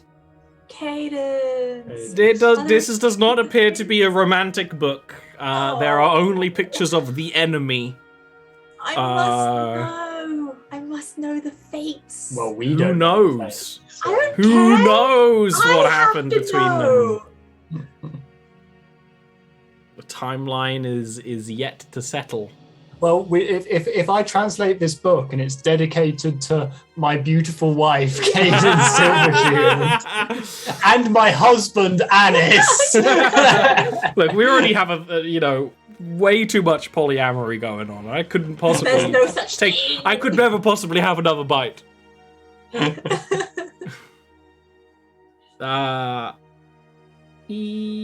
Survey that. Yeah, you have that. There is magic in the book. Book magic, but not a magic book. But there's magic in the book. But also a lot of their knowledge of what was happening in the Underrealm from some point in the future from now. And it wasn't written now, clearly. So once you understand common, it'll be very interesting. It's probably still interesting. It's just written in weird Latin symbols. God. Yeah. Okay. In the next couple of days, it'll take you to travel to Morrow. Here is a point. You have no mount. If you do ask, Drea says her mount can only carry one person, and it's easier to summon at her samurai house, so she can't really bring everyone anywhere quickly. How quickly do you want to travel in general right now? You just regular pace, walking? I don't want to be ambushed, but I also don't think we have to be slow. I think we're in a relatively safe area. It's in Greater Ebimaro. Rangofuth is dealt with. We can be... I'd say we could even move... Naruto run the way. We're not really worried about getting spotted by denizens of Ebimaro anymore as we're heading there, so we can actually probably move quickly. Okay. It's not for that long either, so... You can go at a quick pace, and the reason I asked that is you would get there by pretty much by evening, from where you're at to now. You can get there quite quickly. Ebimaro is a city, of course, like a series of seashells stacked upon this weird cliff corner wedge. It's kind of like a claw, like a U-shaped claw of a city with the windows alight with a slightly bluish humming glow that emanates from the city. You can even slightly hear it, the presence of the song as you approach. On the very outskirts of the city are the occasional things that are mostly being set up for other denizens of the Treaty of the Deep. There is that stall where you bought your beetle. So there's beetle stables. There's the human farms, which are slightly to the north of here, which kind of look like rice farms, like the way they're sort of stacked and I just love the stagger. idea of just normal guys like David and stuff in like clothes and suits just running around like Yeah. exercising. Yeah. Yeah. Just like But unfortunately, you're traveling by in the evening, and humans they need a lot of sleep, so there wouldn't be any humans you can see when you're passing the human farm. like potato. We can't feed them any grass. Oh, Here, have a croissant, or what would be the food you feed to a human? I don't know. A bacon. Brunch. Here, have a It bacon. would be avocado toast. These, well, they are from Goldport. Ocean's gonna say to Drea, "You didn't see it, but the first time I was here, I wore this incredible golden veil and skirt. It was amazing. Forgot Okay. about that. It was really Good. hot." I'm sorry, I just remembered that outfit. Technically, Ocean was like born here in my brain, so I was like, wow, Ocean's so different. The interesting thing about Ebamaro is being a city of the mind. It doesn't really have a bedtime. There are always people doing things depending on, how tuned to the song they are. A lot of important jobs have someone always doing them, and you would very quickly be spotted by someone, because the city doesn't really have guards, because everyone is connected. Not everyone, because as you know, not everyone is completely a conduit for the song which binds all Ebamaro together in the city, but enough are that your presence is noted. And as you're entering the kind of almost outsiders part of the city, where there are these kind of food stalls and all that sort of thing for travelers who enter, you already know. There's just like enough looks that from people who are linked telepathically that you're like, okay, if you Seen invasion of the body snatchers. yeah, well, yeah, it is of course weird, but it's for all kinds of different reasons. But the message of you being in the city as people of note has clearly gone to wherever it's going to go. Now the question is, do we power play and go find somewhere to sleep and then go see Ocho tomorrow, or do we march straight in? Well, we've rested. We have However, rested. I feel it may be rude to get Oshua up at this hour. You don't know if Ultra is asleep. You don't know if Ultra sleeps. Yeah.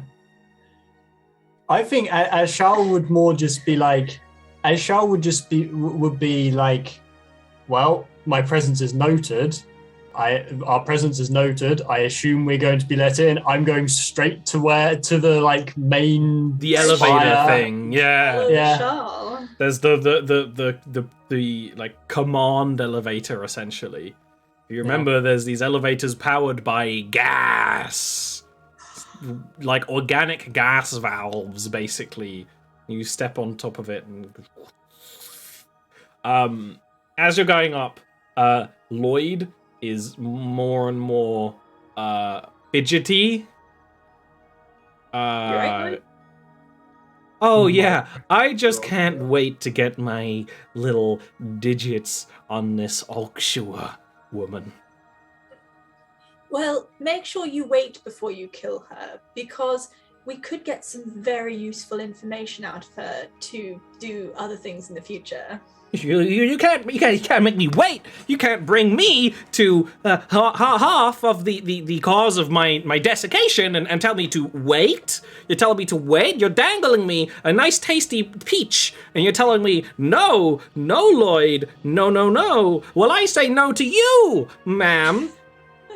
I'm gonna kill her. You make excellent points. You make very good points. Wouldn't it be more satisfying, though, to look into her eyes after her maniacal plan and then say, have at you, and then when we know that you're not going to destroy yourself on her guards. Also, just to be clear, if I am to die here, I don't want it to be because Lloyd murdered Ulchura. If I am to die here, I want it to be because we messed up and Ulchura is mad at us. To be fair, if you die here because of Lloyd, it will also be because you messed up and brought him here. That is a fair point, I suppose. Oshun, give me a persuasion check. Will it help if I strike a alluring pose? On Lloyd, I wouldn't say Lloyd is an unsexual being, because Lloyd does bring up Oshun's assets very often. But 13's not great. He No. quiets down but fidgets. Drea will look down at him and say, in Narashiro, the biggest one-up you can get is living after an assassination attempt. And seeing them again and just making sure they know that you're still alive. We do have pointed questions we need to ask Ulchura about her involvement in Rangothurth anyway. Yes, get abreast of her crimes before we bring the hammer down. Well, If we would even be able to at this point. there is no hammer to bring down. We might, if we wanted to, be able to bring down Ulchura herself. We would merely get ourselves killed by the rest of the Ebimari. It's true. The whole city would know, and they would converge upon us. We may have to temper your vengeance to some other form. Something that will have better... What do you want me to do? Write poems? Paint great works of art? I will do it, but not because you told me to.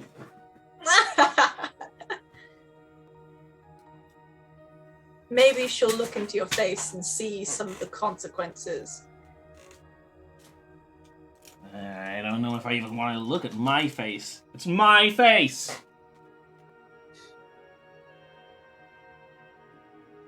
It's my face! This is all assuming that she does not have her guards decapitate us where we stand the second we reveal ourselves. That's So when the door now we opens. Yeah. Semi-organic doors open to the little foyer in front of Ulchura's office. Oh, what book are you cracking open? A D&D book. And the Tome of various methods of death. book of rocks fall and everyone dies. There would be a couple of guards, a couple of Ebimari floating around in armor. A full kind of carapace makes them look almost like insects. Because it is, it's armor that is grown. It's not grown onto them, but it is grown. And there would be also their hand servant who is a usurper elf, if you remember. And but the door to Ulchura's office itself would already be open. And you'd be able to stride in to this. Ocean's going to well, that's a whisper type of to striding. Ashal, how could you stand it? All of this premeditation. Everything was expected. They're expecting us. You say that as if I was ever part of this society in any meaningful way. Fair enough.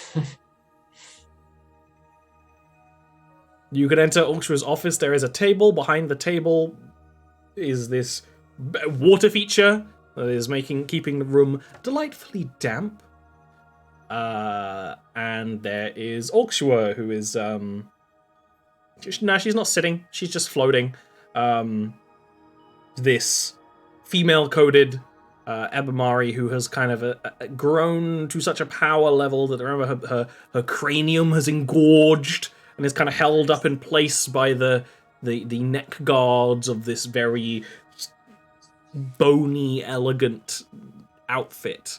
and she wields a great variety of magical items within her reach. But she will not look stressed or strained. One, because Murray don't really have physical expressions. Two, even the expressions you've learned how to read via the tendrils do not seem to read much. It is like you are entering... she appears disinterested, almost.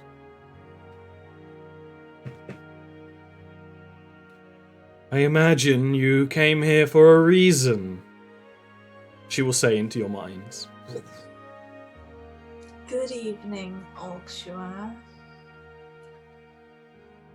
Well, we came here for a variety of reasons, and not a single one at the same time.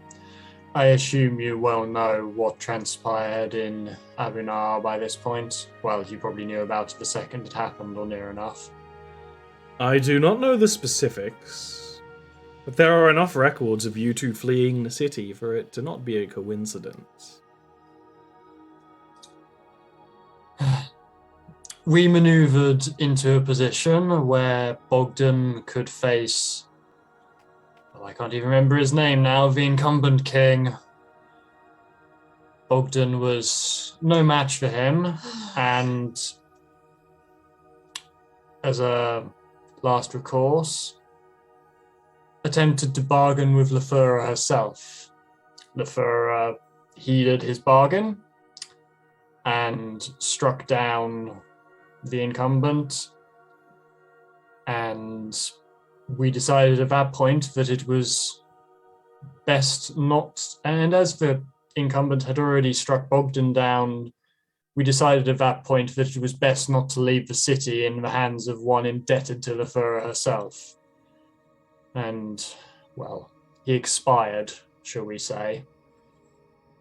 And we left. It had to, well, it would not look good with us being the only survivors of a battle between two king candidates. One of her tentacles will kind of coil up slightly. And that is an interesting story. You don't believe us? I don't believe anything I'm told. But I am sure if you were involved in the death of Bogdan, then there was good reason for it, or you merely could not protect him. If you could not protect him from himself, that is not exactly your blame. I do not blame you. I imagine you walked into the city not thinking you would be my enemy. You are not my enemy. Merely, you are not my allies either. After so many attempts to work together not working, and the point of issue always being the pair of you, to state our status, it is that. Is the point of issue always to do with us, or rather machinations on others' parts that we were not kept abreast of?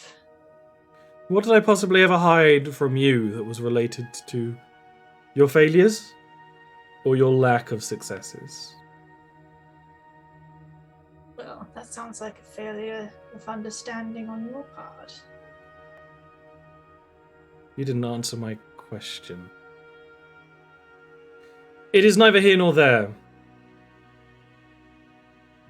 It is unfortunate that Bogdan failed, one way or another. It is unfortunate you have been known to flee that city. But such things happen. I'm curious, what is the current status of Abinar? I can't imagine there was a clear candidate for the kingship. There was no clear candidate for king. The city is currently a war zone between different parties clamoring for control. The amount of souls lost has been rather high, and I cannot predict who, if anyone, will return. Right now, there is not even a dwarven delegate in the Treaty of the Deep. It is best to be considered temporarily outward of it all. I have had to lead protections of the breach to the surface the deep dwarves are protecting, and as you are already a member of Narashiro High Society, I imagine you'll find out before long that Narashiro would wish to vassalize the confused Abanar to bring some semblance of order to the chaos. And I find it hard to disagree with them. Except that it would give control of effectively 2/3 of the Underrealm to one party. It would give control to the Treaty of the Deep, which is many parties. To a faction that quite possibly is leading the war efforts and might by now be aligned with Kufura herself. We do not know.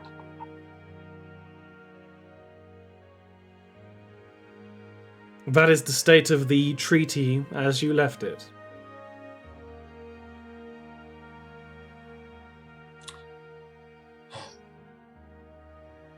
Well, that is about as I expected. I must admit I did not see the Narashiro wishing to vassalize Abanar, but I suppose it makes sense. It is that, or to leave it to such raw chaos that anything could happen. You must remember that these deep dwarves are greatly important to the economic systems of the Underrealm continuing, and to the war effort. Now, what has happened is that the Deep Spine Tower has claimed independence from Abanar, and I imagine other settlements in that dwarven land would have as well, if not for many of them suffering high losses themselves. The Duros Automata are now their own client state, led by their creator and artificer. They are doing a good job with our assistance at keeping any more invaders coming from the surface. But there will be more. If intelligence from the surface is correct, and it's my intelligence, which means it is, then the surface is growing more and more allied. Each passing moon spins around their world. This unfortunateness to the dwarves has given us a large weakness, and yes, I would like peace. But if war is currently occurring, then we need a situation that will allow survival. At least until peace can be brokered. Which may be many, many seasons away. In other words, we need a similar uniting as the surface have had. We need the other peoples of the deep. It would always be of grave assistance. One point that this has given an opportunity is that it was always the deep dwarves who were to reject suggestions of new races and creeds and cultures joining the Treaty of the Deep. With them being unable to lend any economic or diplomatic weight to any negotiations, the treaty could grow and therefore form a new protection. That is why the Deep Spine Tower was immediately accepted into the treaty. Not only were they previously allies, merely under the military wing of the Deep Dwarves, but they can protect that corner of the surface. Anyone who can give any value to the treaty, be it economic or military, is of great value to this treaty now, and would likely be accepted. At the very least, I could massage the delegates from Narashiro to accept such a thing, and the gnomes who have their own league of problems at the moment. Well, that makes clear our next aims then. We would return to your original purpose I've given you. That has a glorious sense of irony to it. Yes, yes. laugh it up. It is not as if we attempted to destabilize the Treaty of the Deep, nor destroy the incumbent throne of the Deep Dwarves. But yes, I do agree that perhaps we should do what we originally set out to do before we got wrapped up in the Spiderkin, which, I might point out, was at your direction. Yes, yes. You were meant to return to me rather than attempting a Hail Mary, but I understand why you did what you did, and I... Who's Mary? and I do not judge you too weightedly for attempting to save lives. Perhaps the other Spiderkin who are left in this world will be able to unite and be part of the treaty, although I do think Narashiro would dislike such a thing. There are a great number of people, and perhaps I will assist you in the future, but if you bring to me information of people who want to join the treaty, who are united enough to stand under a flag as part of it, I can do my part then. That is well. Rangarthuf. We have been there. Atratask is no more.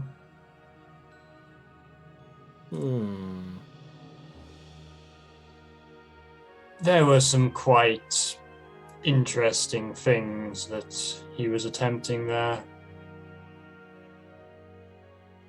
Some quite depraved things. It is the purpose of a hindbrain to be the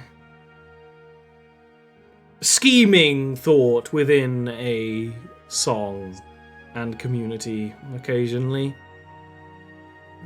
Atratosk was thought to have demised in such a thing. If they were clinging to some sort of undeath, then I am glad that you have removed them. It is not a fate that our kind should live within. We should live within the song, in the choruses we have made, and the changes we have made. I find myself curious about your involvement in Rangarthuf and what he was doing there, because you were involved. I am involved in everything in our people's culture. I was not even a tadpole when Atratosk was put in that position. I have given him some aid in some things, as you would to any ally within your own borders. That is how you stay within control. You give keys to the kingdom, and you give tools in the correct way to keep the kingdoms running.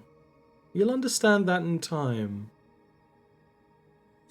And when that leads to the suffering of others, and those using the tools against our own people here in the Underrealm, what then? That is a thing. It certainly seems worth it. After Rangarthuf fell, that violent aspect of our culture was removed, and my strains towards peace were fully accepted within the song. So it's about peace, and not about your own personal clinging to power. It is very much of your people to assume that I am interested in personal power. I am barely a person. I am a conduit for which the song acts through, and I can translate it to more actionable motions. The song having been created by beings that are capable of prejudice and misaligned thoughts. Yes. I am not beyond creating some kind of thought police if I believed it necessary, but our people here in Ebamaro want what is best for the Treaty of the Deep and the continued actions of the world. The people of Rangafuth wanted to hunt, and they did. It's what they wanted. It's what made them a very different people than the people in this city. It would have been hypothetically possible to inject the thought into Atratosk to peacekeep the entire city. Well, I think that may have led to a more catastrophic disaster than whatever affected Atratosk in the first place. I cannot know. I myself do not study the bends of time. I study the mind, I study the people, I study cultures and what they shift and change to. Occasionally, It might benefit you suffering to also happens. study history, lest it be repeated. On the subject of cultures, I have need of learning the common tongue of the surface. I had thought to interact with some of those on the farms. Would you suggest a better course of action?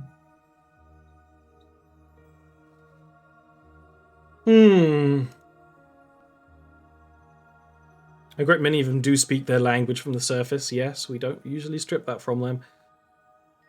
It is something that some of our spy masters have learnt.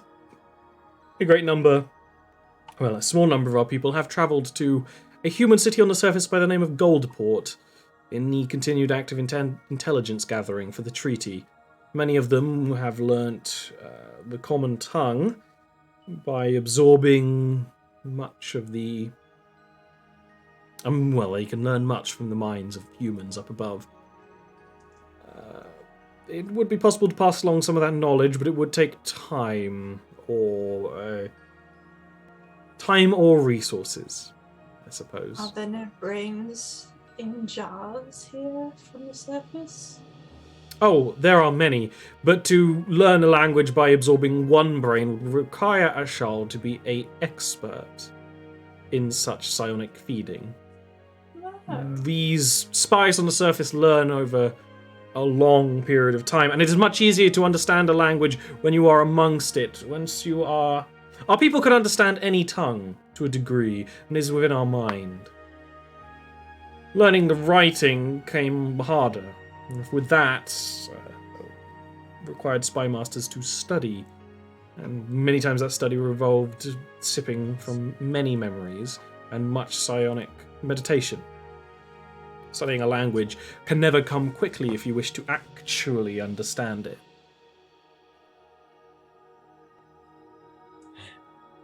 Yes. Well, I think it is worth the time. If not now, then it might be in the future. Where is it you go next? I may be able to bring with you a language tutor. Of course, the last one of my song I allowed you to ally with has not returned to their post.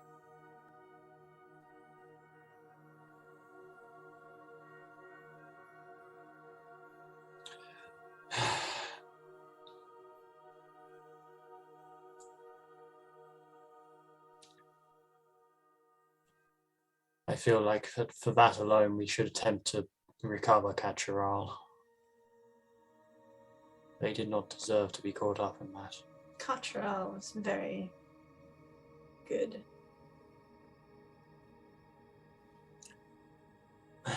We need to work out who we are planning to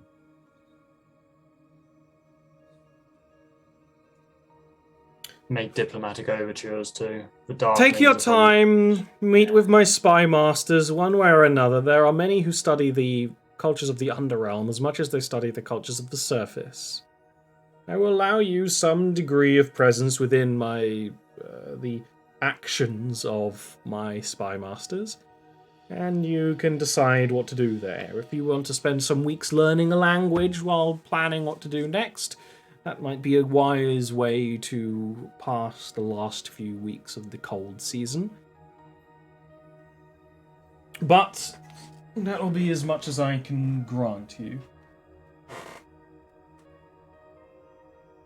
Think of this as an offboarding to wherever you plan to go next.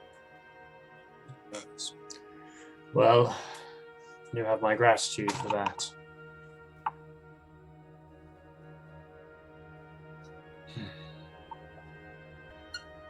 She will motion towards the doorway as a tired executive would. Charles would move to leave. She will look at Oshun. Yeah. Your feeling, your heart, is what sets you apart from the rest of those within your people that would do something. Don't lose it, but do be wary who you aim it at. My mercy is a finite resource. Yes, I can see that your mercy is a finite resource for those beings in that place. Good day.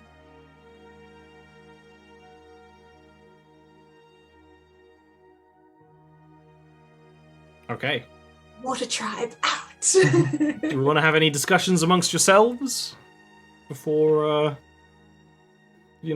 whatever comes next? No? Great! In which case, that's where we'll end off today's session. Because we started late, so we'll end normal time. And next session can start with you working with the Ebamaro spy masters to learn and move where on to go next. Yay! It's good to be back. Yeah. I just got sleepy. It's sleepy time, Also long, long, quiet conversations. I actually had this discussion with my mum. It's like, I'm planning to basically get energy from Ian's excitement, and then, it'll be sleepy from there on. Yep. Ian was very excited. Apparently Orkshire isn't exciting enough. I mean... Orkshire is very exciting. She's just also, she's very... At this point, it's very like, as she said, like, we've constantly fucked up, but we're also, she's not she made us feel bad. She's not exactly a benevolent mistress herself. But it's it's like that thing where everyone thinks that computers and the internet and code is infallible, but all of those things were made by people, and that's what Orkshire is. It's like programs and stuff programmed by humans are capable of recreating racism and stuff like and biases. And that's what Orkshire is. I also think it's just a little bit of torture for the greater good. I also think that Orkshire isn't as conduity as she says, and I think she's more of a guide, much more of a guide than she is willing to admit. And also, I was like, Ocean will probably also be saying in the elevator, she didn't want to reveal too much of what they know or reveal Lloyd, even though it would have been satisfying at the time. Yeah, that's the wrong. That's just okay, you actually are committing to being my enemy? Okay. Yeah. I won't help you now. Whereas even if you don't like me, if you have the same goals as me, I will help you for no cost of my own. Effortless to when you psionically control the entire city. Yeah, exactly. But you have now learned of how the future unfolds and how temporary even the noble, bright future can be. But maybe you can aim forward and create something. Was that thing, that saying, it's the future isn't right or wrong choices. The future is a mule, and you have to keep pushing it towards love and tolerance. And occasionally it kicks you in the face. Yeah.